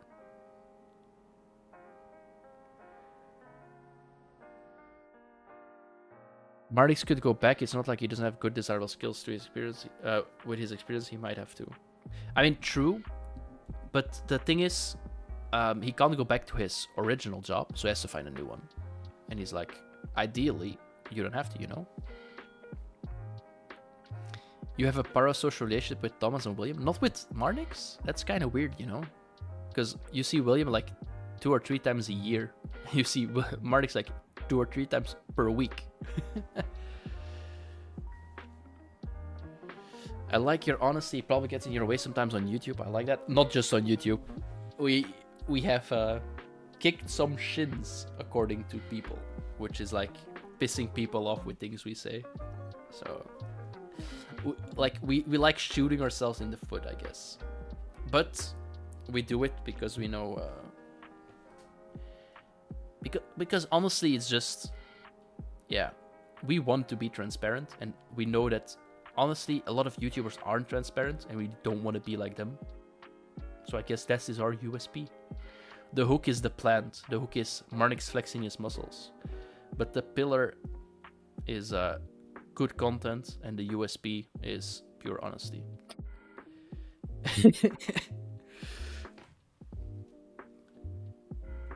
I used to watch Marnix blabbing about the industry and the whole group ruined me, especially with Gamescom coverage. Now I stay for streams if I catch them on. That's actually really cool to hear, because the Gamescom coverage is something we were like, we will try it. We have no idea how it's going. We didn't prepare it, but we had a lot of fun doing it. It's just like, it was so random, honestly, because we were like, we tried it and it was like, oh damn, like, I don't think we have the fault anymore because we deleted it, but the OGs who were there, like the first 10 minutes, Marnix and I tried to stream, it like didn't work at all, and then after 10, like another 10 minutes after we went down again, we restarted the stream and finally understood how we could link up the mics and so on. It was not peak content, but it was pretty funny, and you could see like we are just some blokes trying to do our best. It was really funny, in my opinion. I think Marnix was like stressing and like not in a good mood, because he was like trying to be prepared so much for it, and was like, damn. But it was funny. I think in hindsight he will look back on it being like, that was pretty funny though, because he's pretty chill in my opinion. The Gamescom streams were great. Love the interviews. Best long form content I've seen in a while. Oh, if you think that's good long form content, have you heard about the upcoming Bite Me Game Awards 2024? You will get the best long form content. I won't pinky promise it, but early December. And guess what? Today, 12 a.m. UTC, was the last time for submissions. Submissions closed. I don't know if they're actually closed, but like around now we will close them and start doing the nominations, and we will announce them in like a bit over a week. So I honestly think if we can deliver on the vision we have, this is going to be great long form content. Like, we have some funny things in mind. Like, hopefully we can involve some other YouTubers, some people from the industry, everyone, to make this like a truly celebration of everything indie. Because it doesn't just have to be Marnix and I just being in a suit and saying this was the best game. We want to make it like a celebration, give you maybe some sneak peeks of upcoming projects, all those things. Any idea when nominations will be done by? If you go to our lovely website, you have the timeline, early December. So early December we will announce them. We will probably make a cool video. The idea was originally to make a cool video about it. I don't know if we will commit on it or not, but that was the initial idea. Did you ask Valve for a custom Steam event? It would be cool. This year, no. The thing is, we want to, but... And they also said with the previous we could arrange like a custom Steam event to us, because we have a bit of mass now, thanks to you guys. But the problem is they take like a while to get it, going. But we basically started doing this in October, and in 2 months, I don't think they can arrange it. Because you probably have to go through a process. I think Marnix said something like about 6 months in advance. And if that's not something we can manage. However, the plan is, at the moment, don't kill me if we don't do it, but the plan is to make it like an annual thing, of course. So next year, I will try my utmost best to make sure there's a Bite Me Steam Fest. Because I think first of all, would be really cool to just go to people and say like, you know Steam, right? Yeah, we have a Bite Me event going on right now on Steam. We like, I would love it. It's just a flex. But also, I think it's really good for the people in our community that often have pretty good things to show, but honestly just don't get like the podium for it. Didn't know about the Game Awards thing, but now it's close. You can still try to submit really quick, because I don't think Marnix closed the submissions yet, even though it was today. So, Zurich, you can try. Next year you will submit your game? I hope so. They take a while to get it going. That's far from the point of Half-Life fans. Yeah, it's also true, I guess. The thing is, you should host a game jam. It's very easy to run. Marnix hates game jams. He's against it. I don't know if it's just because he's salty that Forge Industry started as a kind of game jam and we made some garbage in those 2 days. But I think in general, if we do... Oh, I didn't want to go to plan processing. I think in general, if we do something like that, we probably will do it like... Not as a game jam, but more... I don't know the name of it anymore. But it was basically work on your game for 2 days straight, instead of work on a prototype. Because that is something Marnix was like more inclined to do. Too many game jams, stick to your identity. At the moment, we're not planning to. Any NSFW categories for next year? The thing is, every category here, you can submit NSFW games. Like, I think we put it in the FAQ. Like, adult-only games. Yeah. Just make sure we have something that is SFW that we can show on stream. That's all we're asking for. Because, first of all, we have, like, lovely sponsors. And I don't think they will like a lot of nudity. Just like YouTube and Twitch don't always like a lot of nudity. So that's the main reason. It's closed already. Did he actually close it? Oh yeah. Well, sorry, bro. Best thing you can maybe do is DM Marnix on Discord. But yeah. Who are the frontrunners? When will we know nominees? Will we get live voting from the Bite Me team? Who decides who wins? It's a lot of questions, Rowan. So, how do we decide who wins? So nominees will probably just come from us. And how will the game be judged? So basically a mix of audience voting for the audience award. There's an audience award. We still have to arrange that. Internal Bite Me judging. So the Bite Me gang being like, I like this, and this, and I give them a score. And external expert in certain domains. So what do we mean like that? For example, Rive is one of our sponsors. We will ask Rive, focus mainly on UI. Hey, what do you think about these UI games? And that's it. That's the gist of it. Like, it's a mix of a bit of everything. So that's how voting will go. Live voting from the Bite Me team. I don't think we talked about this to do live voting. Like, I don't think that's the goal. It's mostly going to be in the style of this is the guy who won, and we don't say how much or how hard. It's just like an actual award show. Who are the frontrunners? I can't say yet, because I haven't checked the submissions since like after the first couple of days when it went live, because it was like people will keep going, and it's just now that you are closed, we can start looking into it. So I hope that answered all your questions.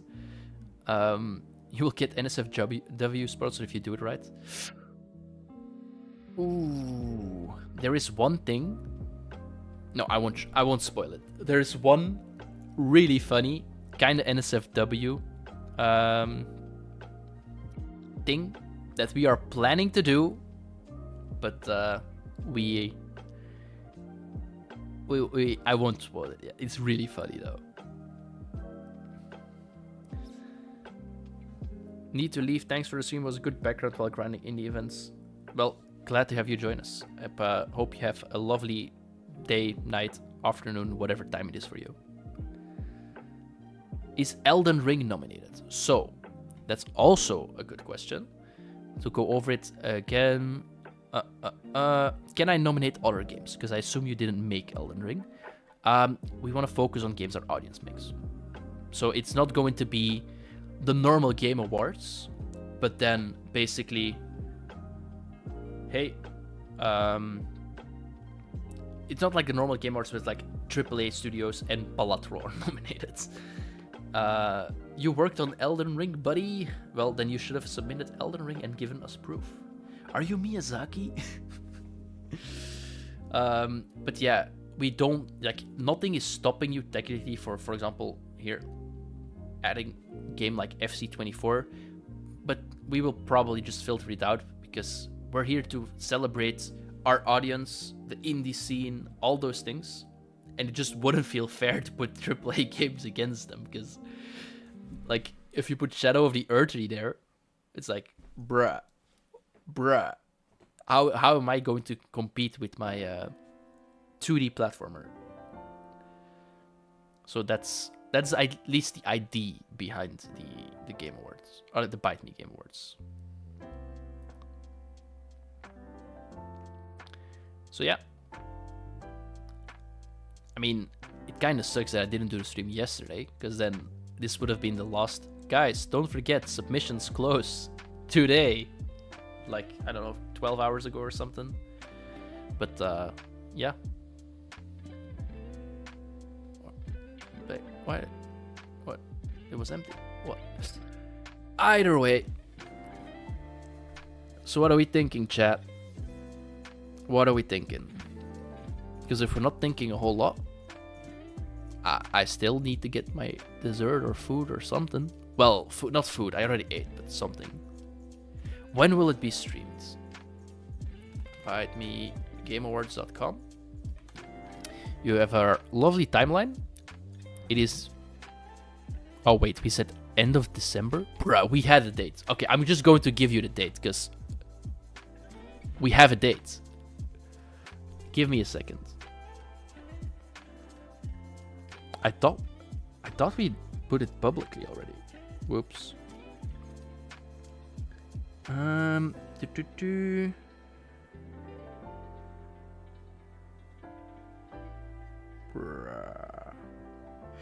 All right, give me a bit more than a second.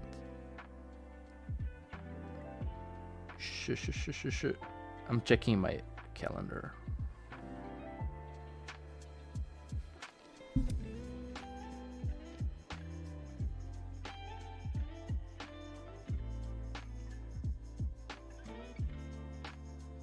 I'm still checking. I didn't forget about you. Evening ice cream time? Maybe. I maybe.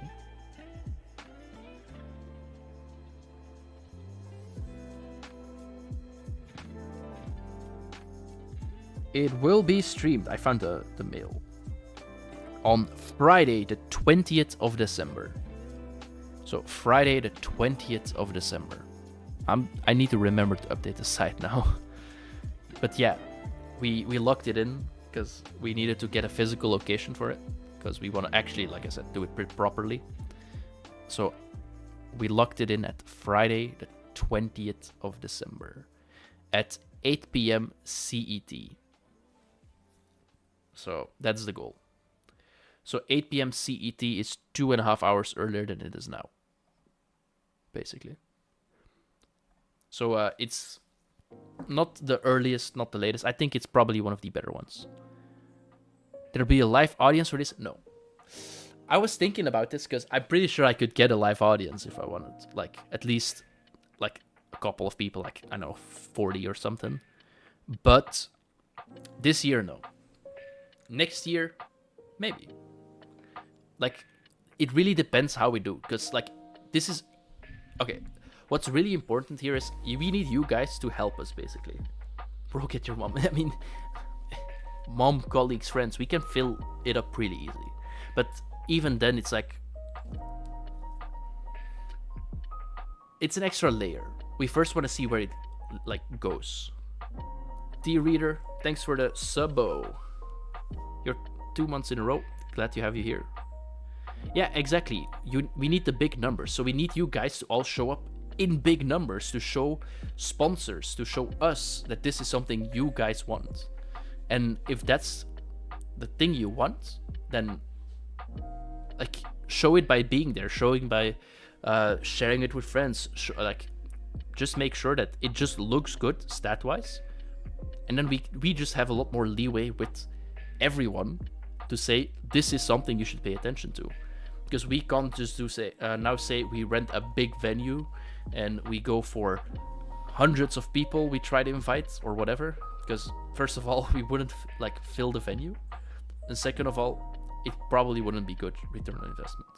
I'll change it really quickly. Thank you for putting it in other time zones. The thing is, maybe did I actually? I'm thinking right now. I'm going to check really quickly because I don't know where, but I planned it in somewhere. I don't know if it was on Twitch, on YouTube, or where exactly it was, but you can definitely, like, I filled it in somewhere. Clearly not on the site though. So yeah, submissions we need to add here. Nominees we need to add here. The finishing date. And I mean, I honestly think this is going to be, if we can just deliver on what Martix and I have talked about in our lovely dates at Starbucks and so on, where we were discussing this, it's yeah, I'm really excited for it, and I know he is as well. He's like, he talked about it in his I'm Tired video. He's like, this is something that's like, it's work, sure, but it's gonna be so fun is how we imagine it to be. So that's it. The 20th of December at 8 p.m. CET, Rohan. I'll expect you to be here, by the way. Yeah. December 20th.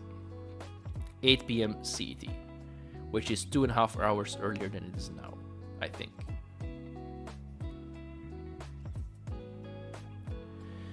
Maybe on that bombshell, I'm gonna call it quits for today. We've been going for 3.5 hours, so I think that's long enough, right?